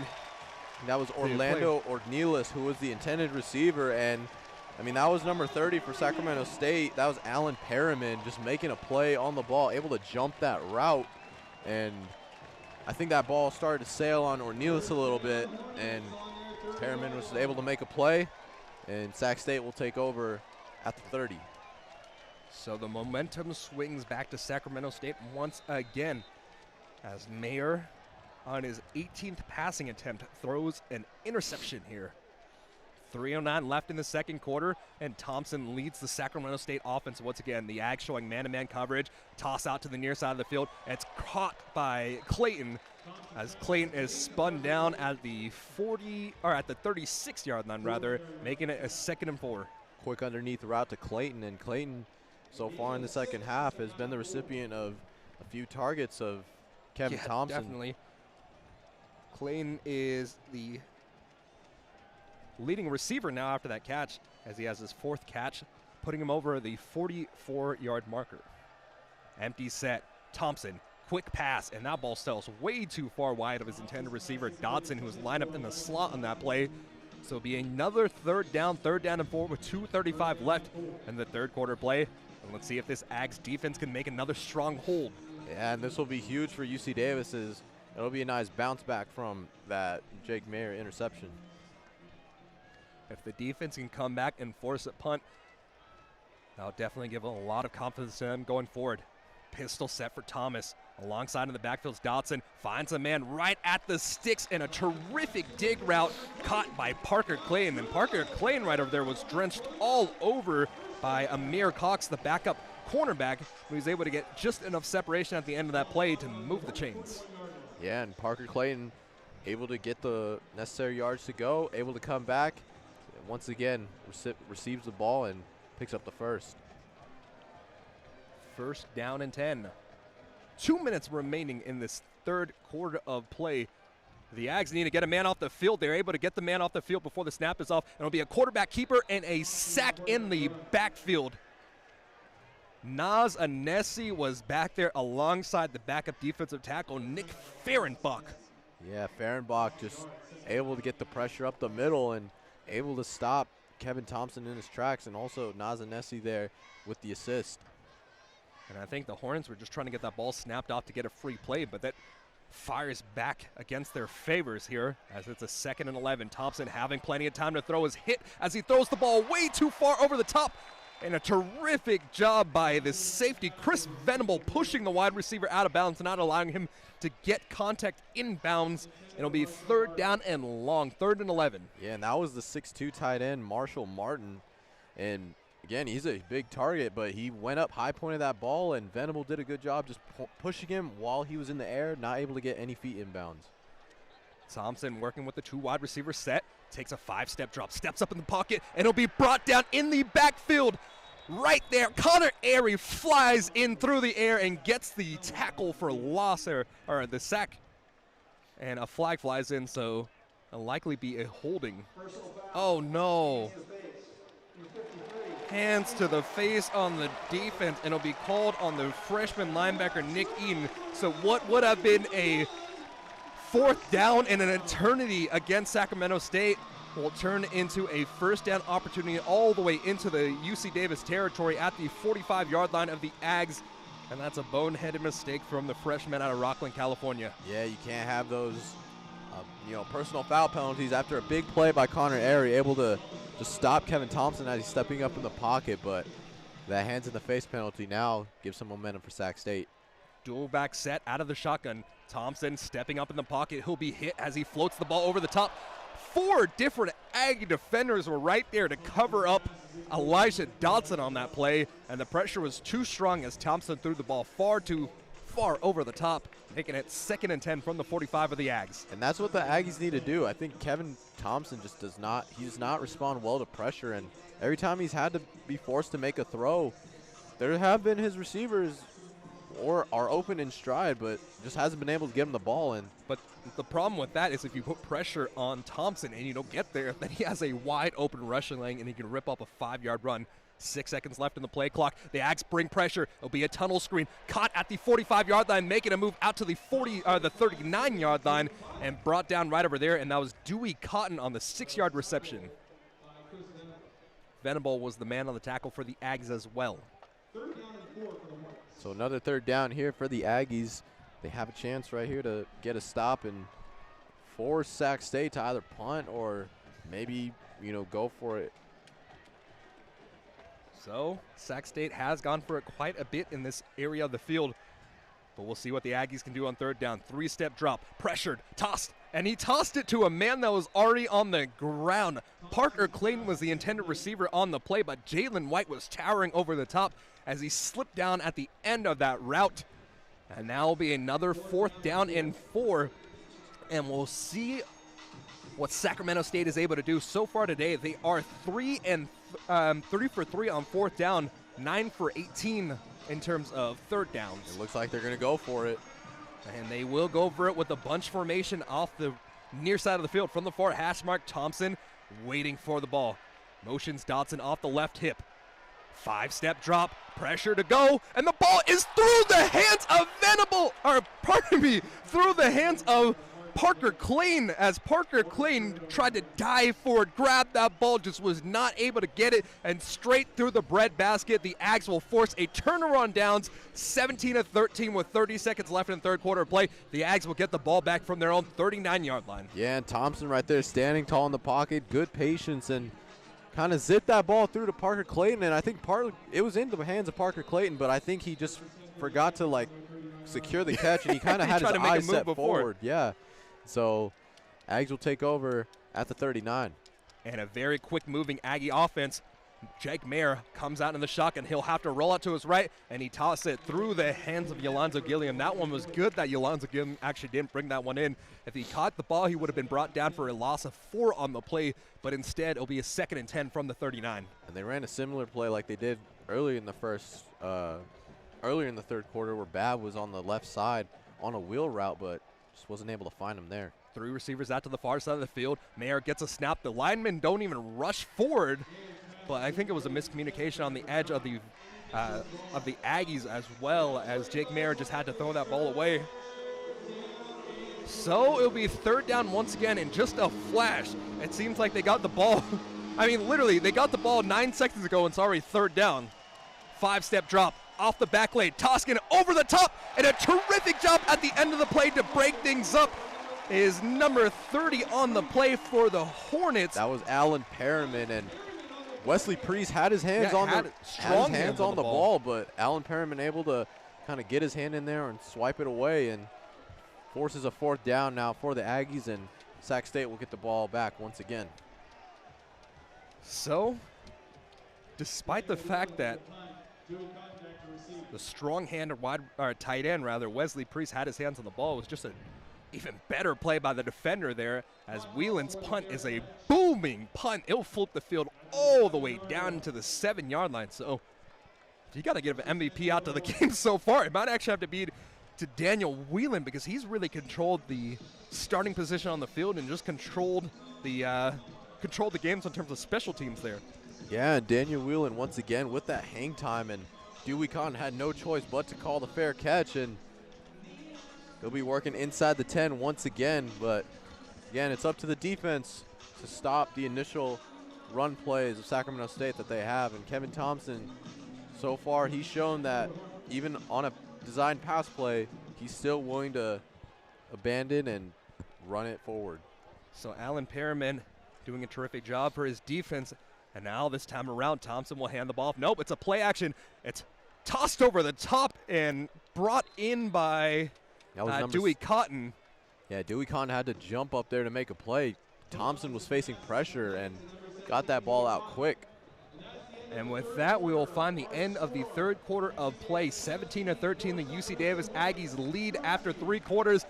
Not a single point has been scored, or pardon me, only 3 points have been scored in this third quarter of play. So it's become a defensive battle between the two teams in the second half of the Causeway Classic. So 15 minutes left in regulation of this game, and the Ags lead the number 4 team in the FCS 17-13. You're tuned into UC Davis football here on KDVS.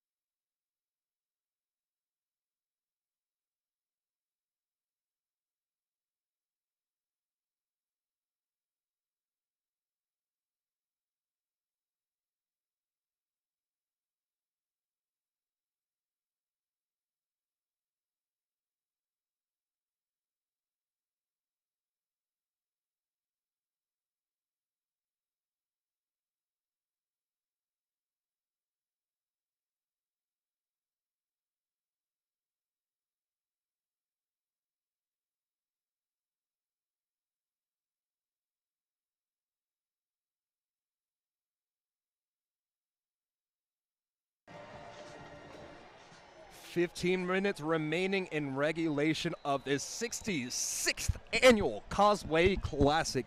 17-13, the UC Davis Aggies lead Sacramento State, the number 4 ranked team in the nation.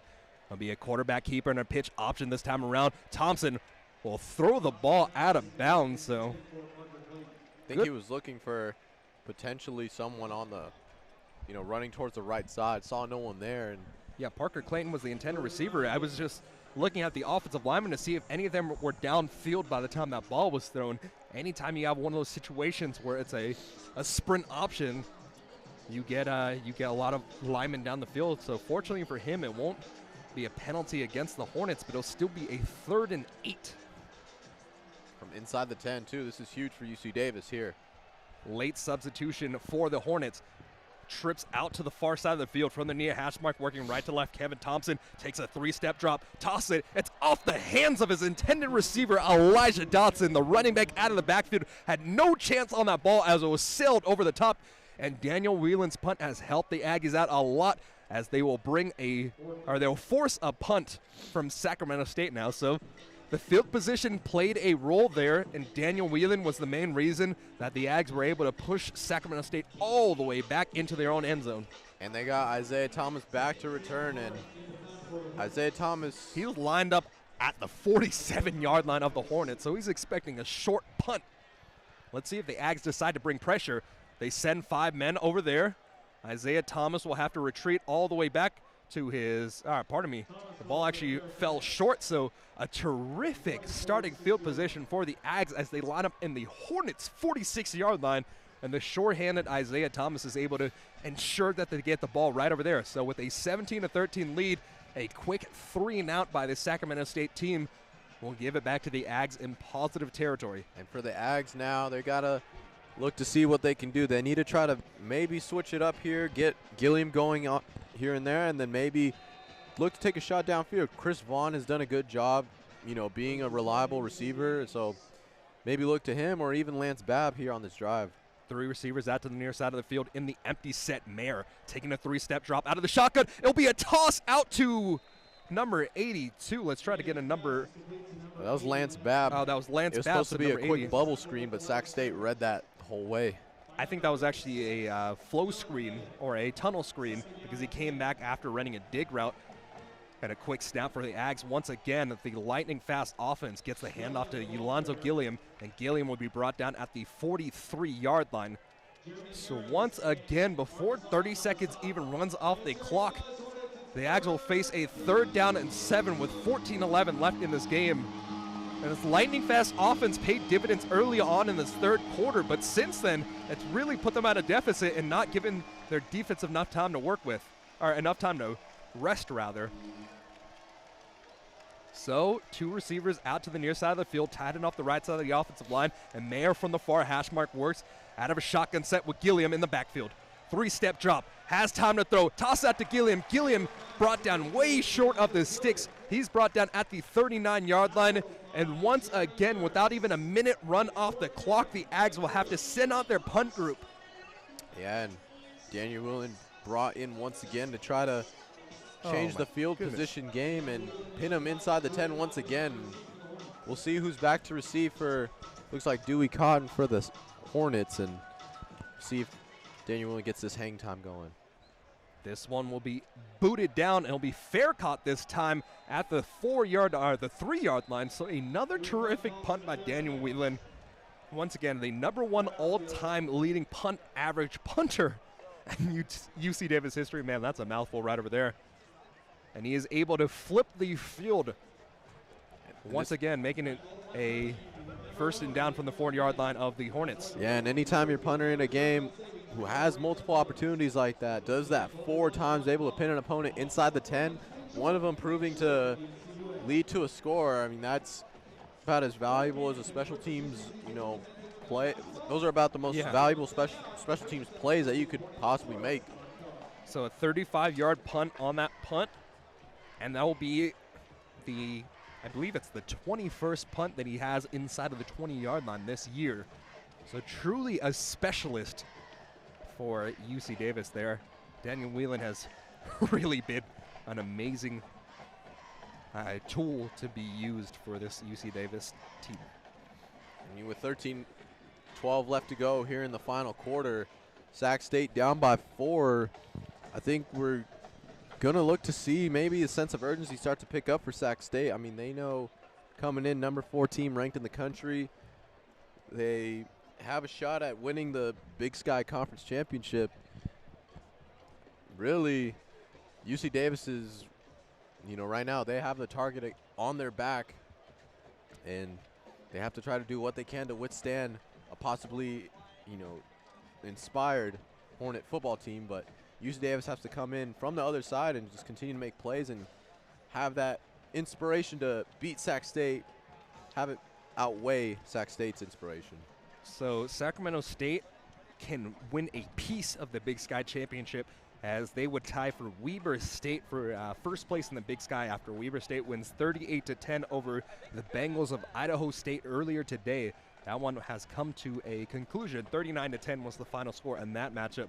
So we'll see what Sacramento State is able to do, but the UC Davis Aggies, fighting to make it a 500 season, pin the Sacramento State offense all the way back in their end zone. It'll be a toss across the middle of the field. Bullet and catch made by Marshall Martin, and that'll be enough yardage to get a first down.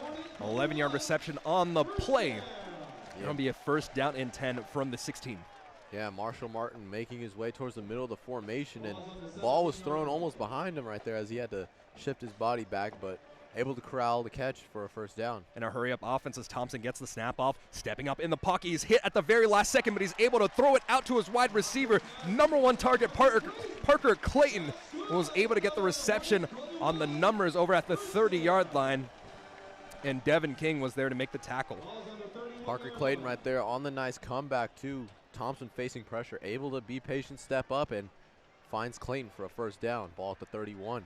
From the far hash mark, Thompson lines up 2 receivers out to the near side of the field. He takes a play action step, stepping up in the pocket, breaking through the first layer of defenders, avoiding a linebacker, out to the 45-yard line, and he dives down after being tripped down. He'll be marked down at the 49-yard line.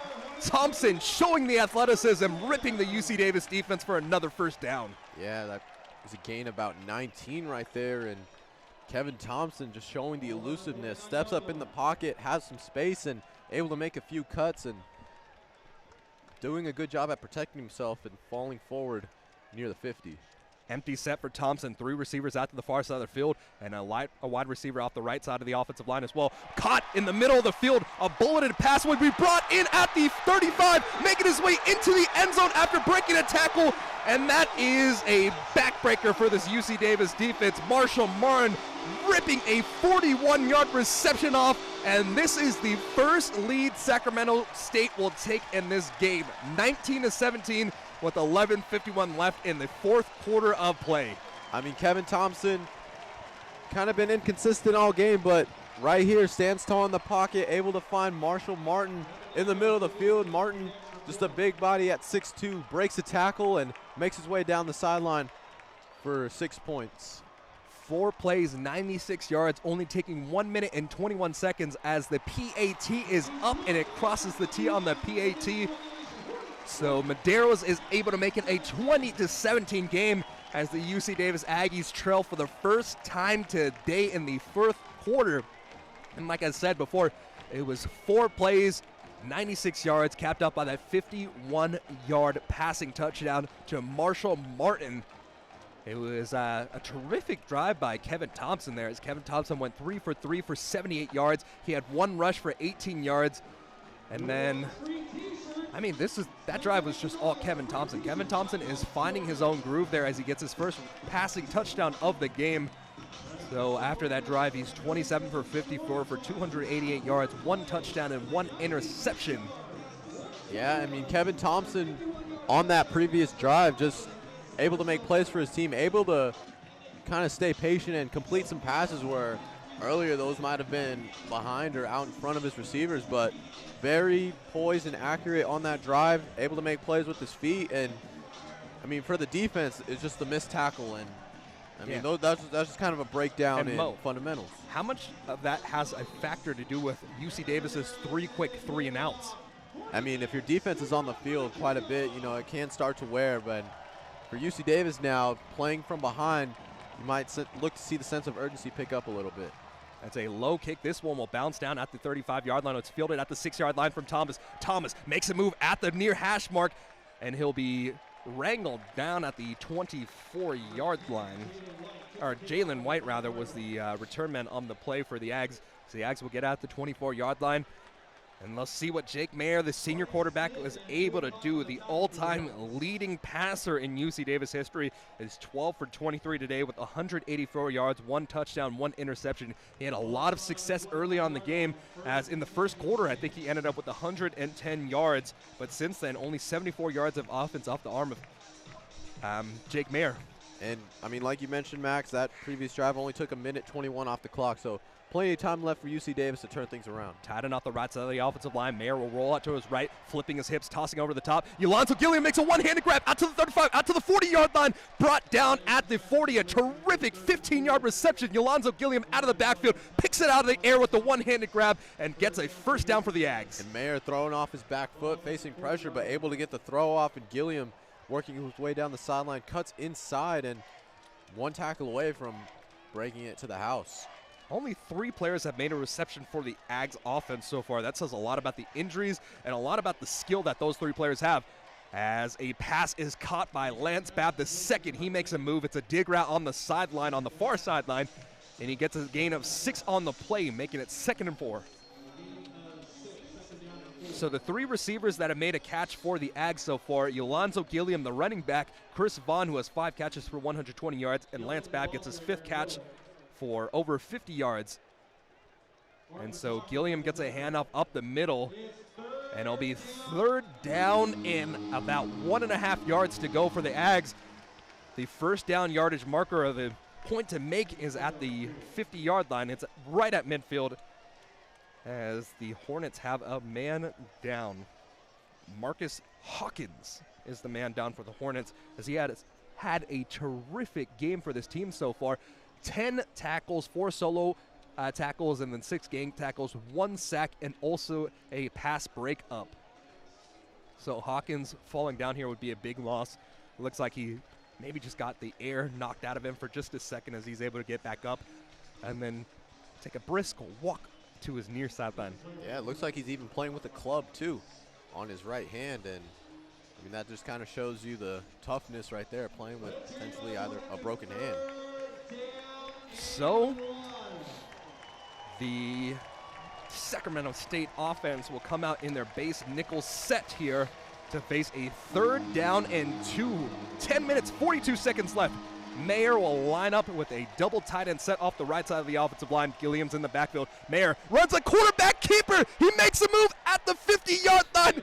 And look at that. The Aggies run their quarterback on 3rd down and 2, and they're able to pick up the first down. A huge 3rd down conversion right there by Mayer, just kind of selling the play by dropping back, and as soon as he kind of lunged forward, able to make the explosive play and picked up 3. 1st and 10 from the Hornets, 47-yard line. Mayer gets the shotgun snap, climbing up the pocket, tosses down to a check down. Alonzo Gilliam able to move past the defender before being tackled hard from behind. And the man on the tackle was the backup defensive tackle, Dylan Petty, right there on the tackle, and it'll be his 2nd and 9 with 10 minutes left in this game. The Aggies trail 17-20 over the number 4 ranked Hornets. Quick snap, 2 receivers out to the near side of the field. Gilliam has some space off the right side of the line, and then rips a nice gain of 5 off, getting down to the 40-yard line of the Hornets, and it's another 3rd down. And Gilliam showing great patience on that run there, able to kind of maneuver his way in between the tackles and able to fall forward there for 6 yards. 3rd and 3, 2 receivers out to the far side of the field, and 1 tight end off the right side of the offensive line is Wesley Priest. They motion Ornelas across the formation. It'll be a sprint out, tosses out to the screen. Gilliam has the ball at the 45, the 30, the 25, the 20. He might take it, and he's knocked out of bounds at the 12-yard line. A terrific catch by Alonzo Gilliam, being knocked out at the 10-yard line, and a flag flies in. Oh, my goodness. Man, they sent everyone towards the right side of the field and leaving Gilliam open on the left side, and Gilliam had plenty of space to work with, but with that flag on the play, looks like that big gain is coming back. The redshirt freshman out of Fair Oaks, California, the 6'2 guard, Jordan Ford, is the man called on the hold, and that's his 2nd penalty today. So Jordan Ford doing everything he can, but right there just doing a little too much hooking the defensive lineman.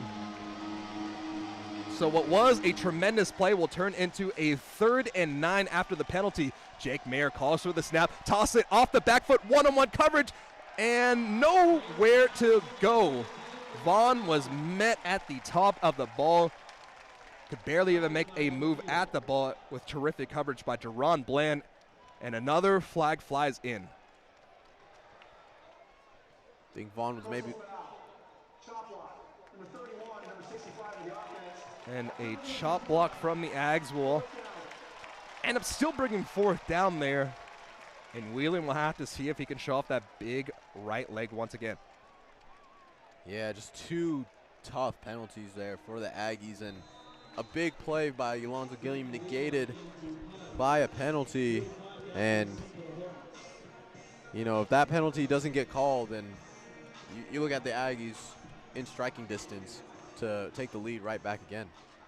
8-play drive, 29 yards, and the penalties forced Daniel Whelan to line up at the 40-yard line and boot this one away. This one's a high, swirling punt. It'll be fair caught at the 6-yard line. A terrific punt by Daniel Whelan once again. Once again, dictating the field position game. And, I mean, it just so happens it's a result of, you know, UC Davis, you know, not really being able to take advantage of, you know, short field position. But, you know, if you don't take advantage of those situations, you can pin the offense inside their own 10. Yeah, and it's all about your defense going out there and getting a stop. And Sacramento State has been on the field about 31 minutes on offense. So that really says a lot. The UC Davis defense has played defense for nearly, 2/3 of this game. So there's a timeout on the field, and we'll take the timeout as well. 17-20, the UC Davis Aggies trail the number 4 ranked Sacramento State Hornets with 8:55 left in the 66th annual Causeway Classic matchup. You're tuned into UC Davis football on KDVS.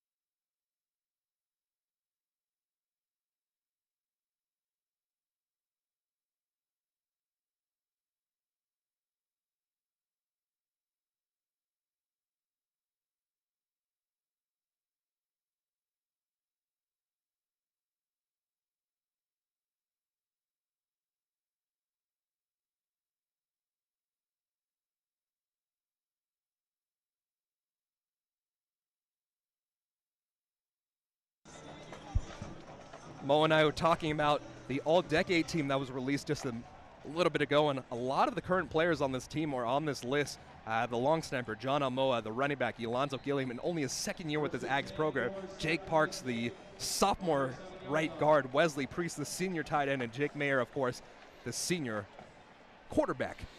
And it'll be a single back set this time around for Sacramento State as they try to close out this game. It'll be a toss out to the near side of the field as they work right to left, cutting it back, making a move out to the 14-yard line. And they'll mark him down at the 16 as Bryce Rogers gets the tackle on the play, and we try to get a number on the carrier. I believe that was Elijah Dotson, making it a 2nd and 7 with 8:37 left in the fourth quarter. Elijah Dotson, just that workhorse back for Sacramento State. I think that was his 11th carry of the game, and just able to work his way towards the left side and picking up 8 on the play, just falling forward each and every time, finishing his run strong. 8:20 left in the fourth quarter of this game in the 66th annual Causeway Classic. It'll be another single back set. Kevin Thompson with 3 receivers out to the near side of the, or the far side of the formation rather, will hand the ball off to Elijah Dotson. Dotson trying to cut it back, able to get 1 yard on the carry, so it'll be a 3rd down and 1, 8 minutes counting down. Dotson right there not able to pick up the first down as he was able to cut it back, but Jalen White was there on one of the first guys to stop him on the play, so good play right there by the Aggie defense. Sets up a 3rd and 1. 3rd and 1. We'll see if the Ags can get off the field. 7:40 counting down. And this time there'll be a double tight end set. Thompson out of the pistol will be a quarterback keeper running up the middle in. Might have gotten just enough. getting enough yardage, 2 yards on the rush. It was a quarterback dive down the middle of the formation. And Wyatt Ning and the left guard, Nick Bianco, were just able to clear enough space against this UC Davis defensive line to pick up another first down for their team. Just a pile moving forward, and with the clock ticking here, Sacramento State just taking their time now, looking towards the sideline and going to use as much of the play clock as they can. 7 minutes remaining in this game in regulation. The number 4 team in the nation, Sacramento State, leading the Aggies 20-17. Handoff, it'll be a jet sweep action to BJ Perkins. Perkins rips the ball out to the 35-yard line before being taken down by Isaiah Thomas, but that will be a gain of 15 on the play, and another chunk of yardage brought forward for this Sacramento State Hornets offense. Man, Perkinson just turning on the jets and making his way towards the right. He could have continued moving down the sides, but decided to cut it back towards the middle and put his shoulder down, and Isaiah Thomas was there for the stop. 6:26 and counting in the game, and Hornets now at the 35. 6:19 counting now to be a single back set. 2 receivers off the left and the right of the offensive line, and the running back will get the toss. That is Elijah Dotson. Dotson is brought down after a spinning attempt to get more yardage, and it'll be a 2nd and about 8 after a 2-yard rush on the play, when it was actually B.J. Perkinson, the man on the toss play that time around. So now, I mean, you see Sac State, they're capable of getting back to the line quickly and keeping defenses on their heels, but they know with the 3-point lead and the capability of the Shredville offense, they're deciding to take their time here on this drive. Same formation with 2 receivers off the right side of the offensive line. It'll be a play action fake for Kevin Thompson. Kevin Thompson tosses it out, and it'll be a tackle slipped out, making his way all the way past the 45-yard line. And that looked like we're trying to get a number on the Marshall receiver. Martin there. Marshall, the 6'2" tight end, just once again being a big target and just he's been being elusive. relentless to go down. Yeah, relentless and elusive as Nick Eaton came over the top and almost hawked him down, but able to continue using his low center of gravity to push forward, pushing the ball all the way in, or out to the 49-yard line. So 5 minutes remaining, and this will be the formation that we continue to see under center. Kevin Thompson tosses the ball, hurdling a defender, being brought down at the 45-yard line. Another terrific run by B.J. Perkins. Yep. 6-yard rush on the play. Perkinson right there down the right side and hurdles over the defender. The Sac State rushing attack has just been on it the second half, and man, whether it's from Dotson, Perkinson, or Kevin Thompson, I mean, they're showing you why they're one of the top rushing teams in the country. Definitely. So a UC Davis defender is down on the field, and he is laboring here. So we'll take a break. 20-17, the number 4 ranked Sacramento State Hornets lead the receiving votes. UC Davis Aggies with 4:49 remaining in this 4th quarter of play. You're tuning to UC Davis football here on KDVS.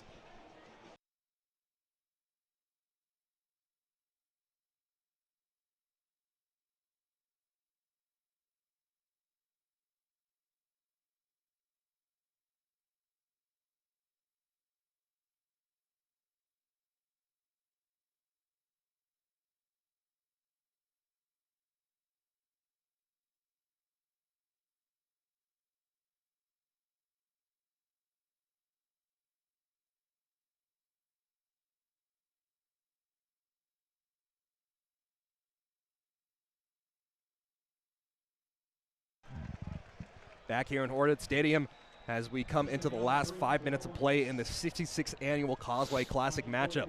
Sacramento State 20, UC Davis 17, and the Hornets line up at the UC Davis 45-yard line facing a 2nd and 4, driving right to left. Bunch of receivers, 3 receivers off the right side of the offensive line, and Thompson out of the shotgun will line up alongside B.J. Perkinson. Taking his time to get the snap off, reading the defense. The Ags showing a 3-man front here. crouching down, awaiting the snap. Thompson will keep it himself, push back in the backfield, but he's able to get forward for a gain of 2 or 3 on the play as Thompson runs the quarterback keeper. It'll be a 3rd and just about 2 from the Aggies' 42-yard line. Yeah, right there, quarterback keeper, and Thompson working his way towards the right side and having guys out in front. Picks up about 8 on that play. 3rd and 2. This is going to be a big 3rd down here for the Aggies. And the clock continues to run down as well. 15 seconds left in the play clock. 3 minutes and 40 seconds left in the game clock. The Aggies need to make a big stop here. Isaiah Gabriel, the lone wide receiver on the bottom, and it'll be a quarterback keeper once again, falling forward and getting another 1st down out to the 40-yard line. Kevin Thompson has been the beast that the Sacramento State team has needed him to be, passing for over 300 yards, and with this 20-second rush, he totals up 79 yards rushing on the day. Yeah, now you see UC Davis start to call their first timeout, and they have to. Kevin Thompson just with that kind of faked the toss to the right and decided to rush forward a little bit and able to fall forward. Big 1st down pickup, and now for UC Davis, clock is now starting to work against you, and you have to try to get as many stops possible and call your timeouts to preserve as much clock as you can. This has been a tale of 2 halves. It started out UC Davis took a commanding lead, and then they had a 7-point lead at halftime after a missed field goal. So going into the half, it was 17-10. And then since then, Sacramento State scored the only points of the 3rd quarter of play.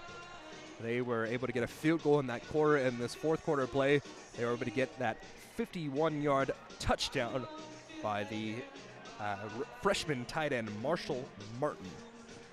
Yeah, Marshall Martin in the 2nd half has stepped up big, and he had that 51-yard touchdown where he just broke a tackle. And he's been a big threat as well in terms of moving the chains on 3rd and 4th down. His 5 catches for 86 yards and that touchdown like we talked about before. But that's been it. It's been the UC Davis Aggies have put them in bad positions in 3rd downs and 4th downs and long, but they bend and then they break at the last possible second when you need them to hold up.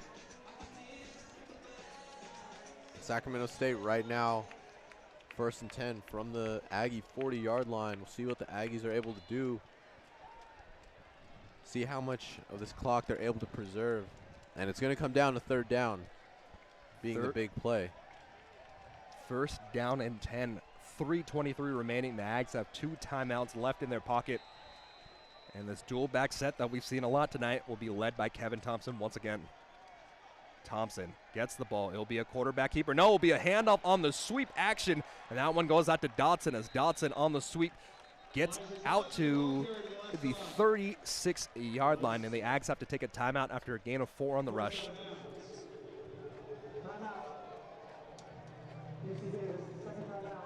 That is their 2nd timeout. The Aggies will have 1 remaining in their pocket. So if the Aggies are able to get a stop here, if we do some math correctly, they'll have just under 2 minutes left in this game to drive down the field and see what they can do with possibly their last offensive possession of the game. But as we've seen with this Aggies offense, they can move in a hurry and really go out there. And as long as you have some time some time remaining on the clock, and you have a opportunity to go in there and either tie the game, or there would be no possible way to tie it right here, or if you could stop them, force a field goal, and then drive down the field and possibly win it, this would be a crazy 66th Causeway Classic. I mean, it all starts by getting these stops right here, and yeah, and the dual back set out of the shotgun. Thompson will keep it himself, working off the right side of the offensive line, following his left tackle, getting forward for a gain of 3 on the play. And Troy Steffel was just leading the way for his quarterback as UC Davis burns their very last timeout. 3 minutes and 11 seconds remaining in this 4th quarter of play, and they are put in the same exact situation that we've seen all throughout this evening. 3rd down and 3. Can the Aggies come out here, put enough pressure to stop the strong running game of Kevin Thompson, Elijah Dotson, and B.J. Perkins. And so now it's 3rd and 3 for the Aggie defense, and this will be a big stop here out of timeouts, and the season's going to come down to this down right here. It will definitely come down to this down. If the Ags do not stop them here, I don't even know the line of victory. Essentially, the game comes down to this play here. The Ags bringing their goal line package. Thompson from the shotgun set. He'll fake the handoff, get out to the outside. He'll get out to the 20, the 10, and into the end zone. The back has been broken of the UC Davis Aggies as Sacramento State takes the commanding lead of 26-17 with 3:40 remaining in this game. Or 3:04 remaining in this game. And that was good recognition by that Sacramento State Hornet offense, knowing that they have a bunch set. And Kevin Thompson makes his way towards the outside, only had one guy to beat, and was able to just use the speed, beat the Aggie defenders, and got ourselves a 2-possession game here in the closing moments of the 4th quarter. Snap is off, kick is up. And Devin Medeiros is able to make it a 10-point game, crossing the T on the PAT, so it's 27-17 with 3:04 left. So the Ags will need to come out here, score a touchdown or a field goal, get the onside kick, and then run it back once again. Yeah, right now for UC Davis, they just have to do what they can to score quickly, and they're capable of doing so, but just the way that the second half is playing out, it's going to be difficult. And with all the momentum going towards Sacramento State, that big 3rd down conversion really proved to be huge, as now all the momentum is shifted toward the Hornets. And that was absolutely a backbreaker. They had a man right there, but the athleticism of Kevin Thompson was just too much as he puts up over 100 yards on the ground. So 28 for 55, 300 yards, 1 touchdown, 1 pick six. And then on the ground, he's the leading rusher for his team, as Kevin Thompson has 24 attempts for 116 yards and 2 touchdowns. The stands are starting to clear on both sides here as the celebration is starting for the Hornets. The game's not over till it hits 0-0. Exactly. It ain't over till you see the zeros on the clock. So with 3:04 left, Medeiros will kick things off. This one will be fair caught in the end zone by Jalen White. And with 3:04 left, Jake Mayer in his possibly last offensive drive of his UC Davis Aggie career. We'll see if he can lead his team into the end zone and possibly set themselves up in a position to kick that onside kick.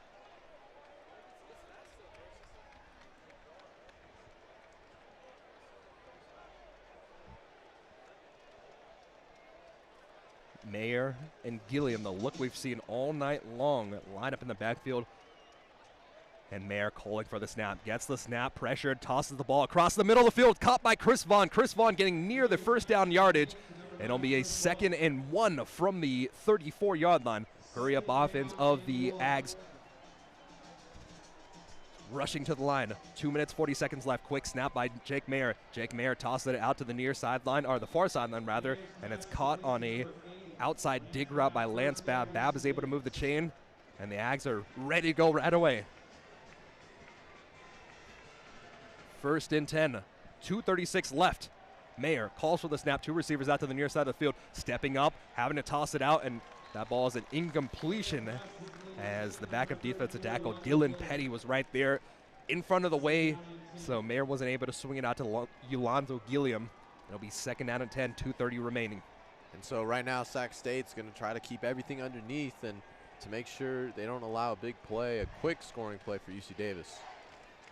Defense chance coming from the near sideline of the Hornets crowd. Empty set, 3 receivers out to the far side of the field from the 4 hash mark. Mayer calling for the snap, steps up, zips it, and it's off the hands of Wesley Priest, the senior tight end. He had a defender right up in his face, and it looked like Jerron Bland was right there to try to hit him if he ever made that catch. Or pardon me, that's the strong side linebacker, Jeremy Harris, right there to try to make the hit. So it'll be 3rd down and 10 with 2:27 left in this game. Ags are trailing by 10. They need something big here. Two receivers out to the near side of the field. A quick snap to Mayer. Mayer taking the 5-step drop. Tosses it. It's caught by Babb right near the sticks. He'll be caught down and brought. No! It's broken up at the end of the play. Continuing to fight for the ball is the junior out of Los Angeles, California. The transfer from Boise State. Robert Lewis was there to break things up. So it'll be 4th down and 10, and the game will come down to this moment. Oh, and a face mask penalty on the Aggies will push them all the way back. So instead of letting them go for it on 4th and 10 from the 42-yard line, the Hornets will elect to accept the penalty. So it'll be officially 4th and long. Oh, 3rd and long. Oh, 3rd and long. So they do give them the down back, but it'll be a 3rd and 25 from the 20-yard line. 3 receivers out to the near side of the field. Mayer rolling out to his right. He's being pressured, has some time to throw, lofts it up off the back foot. And there was no receiver in sight. The closest man there was Lance Babb the second. But it'll be a 4th down and 25. And let's see what Dan Hawkins has. Call your best hook and lateral play. 4th and 25. You need something. Game on the line, season on the line. This is the season right here.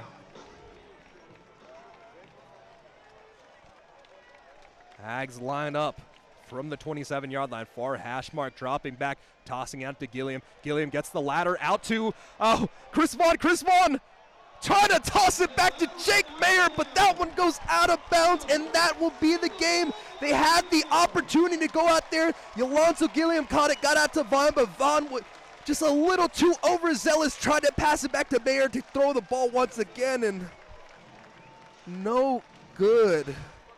The ball will be marked down at the, where are they going to call it? 26-yard line. At the 26-yard line, and on that 4th down, it's just a matter of a few more runs, and the 66th annual Causeway Classic will come to a conclusion. Sacramento State just look to take some knees and look to get a share of the Big Sky Conference Championship. Should be the 2nd year in a row where it's a 3-way tie for the Big Sky Conference Championship. A handoff this time around goes to B.J. Perkinson as Perkinson moves it forward and makes it a 2nd and 7, but this is all academic at this point as the clock churns down, 1:45 counting down. Yeah, they couldn't actually take knees in victory formation here because they would leave some time on the clock. So instead, they'll have to run it, and if they can get another 1st down, this game will come to a conclusion.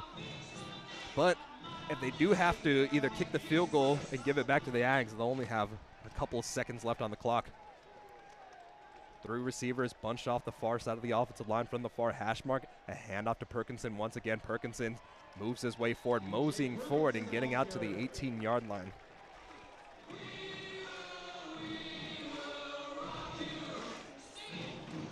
So this team playing down to the final seconds of their season. 1 minute remaining as Sacramento State has that 27-17 lead.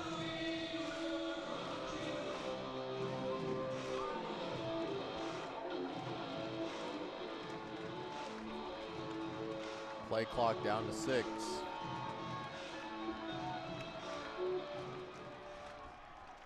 Play clock down to 6. A snap will be handed off to Perkinson once again. Perkinson being taken down short of the line to gain. So it'll be 4th down and short. But there'll be enough time on that play clock to run things down and give this game a cap. 27, Sacramento State. 17, UC Davis. Sacramento State cheering, and they're going to grab that piece of the causeway there as they take it back. And the last few matchups have been an exchange of hands between that causeway. The last time the Sacramento State Hornets played on this field, they were able to get a win over the UC Davis Aggies. And then last year in Reno, the Aggies were able to take it back. But this time around, Sacramento State is able to get a piece of that code championship.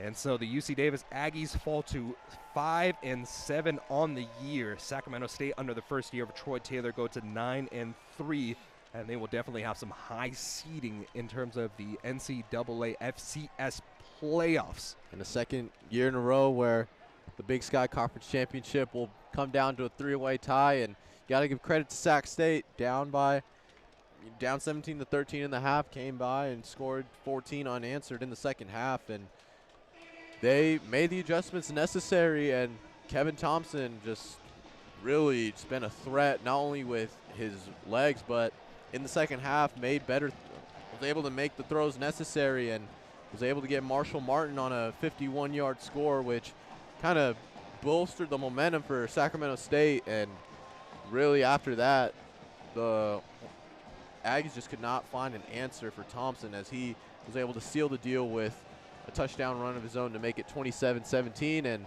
the Causeway Classic comes back to Sacramento. Some final stats here. Mo, I'll let you read them off right over here. Yeah, so starting off for Sacramento State, Kevin Thompson, 28-55, 300 yards, touchdown and an interception early in that second quarter, which was picked off by Devon Frazier. And the rushing attack for Sacramento State came today as they hit the 200-yard mark as a team, only between 3 rushers, Kevin Thompson being the leading rusher at 24 carries, 116 yards, 2 touchdowns. And then Elijah Dotson, just a workhorse, 13 carries, 70 yards. And B.J. Perkinson, the backup running back, with 9 carries, 45 yards. And the receiving game for Sacramento State had a few guys get involved, 8 receivers getting in on the action, with Parker Clayton being the leading receiver, 6 catches for 60 yards. And Martin Marshall came on in the second half, 5 catches, 86 yards, and a touchdown. And Elijah Dotson being the leading receiver from the backfield, 5 catches for 34 yards. Isaiah Gable with 4 catches and 45 yards, no score. And for UC Davis, Jake Mayer, 19-34, 227 yards with a score. That 76-yard touchdown to Chris Vaughn in the first quarter, and threw an interception. For rushing, Gilliam with 22 carries, 61 yards, no score. Jake Mayer had a few carries himself for 2 yards. And the receiving end, 4 receivers getting involved, as Ulonzo Gilliam being the leading receiver with 8 catches, 62 yards. Chris Vaughn with 6 catches, 135 yards, with a huge 76-yard reception in that first quarter. And Lance Babb with 5 catches and 33 yards. And then Darius Livingston, of course, with that final 1-yard reception. In terms of actual stats itself, the Ags gave up 530 yards of total offense, 300 yards to the air, 230 on the ground. In terms of offense for the Ags, they had 296 total yards. 233 of those came through the air, 63 came on the ground. And the stat that really tells the story right over there, Sacramento State, 12 of 23 on third down. And then also 3 for 4 on fourth down, as they ran 101 plays to UC Davis's 60 plays. And so another UC Davis year comes to a conclusion, this one on a sour note, as they fall to 5-7 on the year. And a shout out to all the seniors that have played their heart out throughout their whole entire time of their UC Davis career. Tigger Garcia, Braden Lee, Nazanesi, Jake Mayer, Josh Januska, Matt Blair, Eric Flowers, Brandon Jameson, Will Martin, Majid Ferozi, Riley Gallant, Wes Priest, Matthew Hyman, Nick Fehrenbach, Jordan Franklin, Rowan Okanzi, and then finally Dub Dreckley.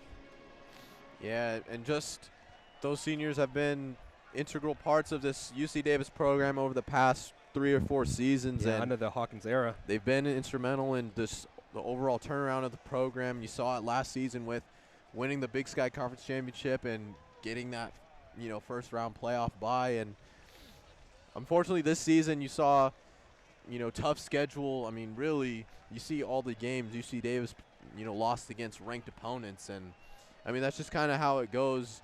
You win, you become successful one season, and then the next season you're faced off with playing a really tough schedule and tough opponents. Yeah, a bunch of injuries as well. But I mean, if you're UC Davis, all those games they played really well, and just a few things just not going their way. And same thing here today.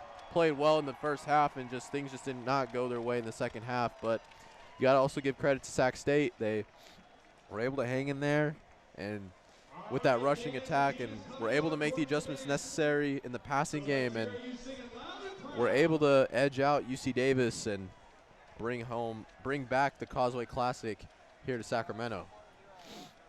So with that, for Muhammad Fazel and myself, Max Agress, this has been a KDVS production here. Final score, 27, number 4 ranked Sacramento State, 17 UC Davis Aggies. Thank you to all the seniors putting your heart, blood, sweat, and tears into this UC Davis program. And it's going to be a whole new look next year. Until next time, go Ags. Go Ags.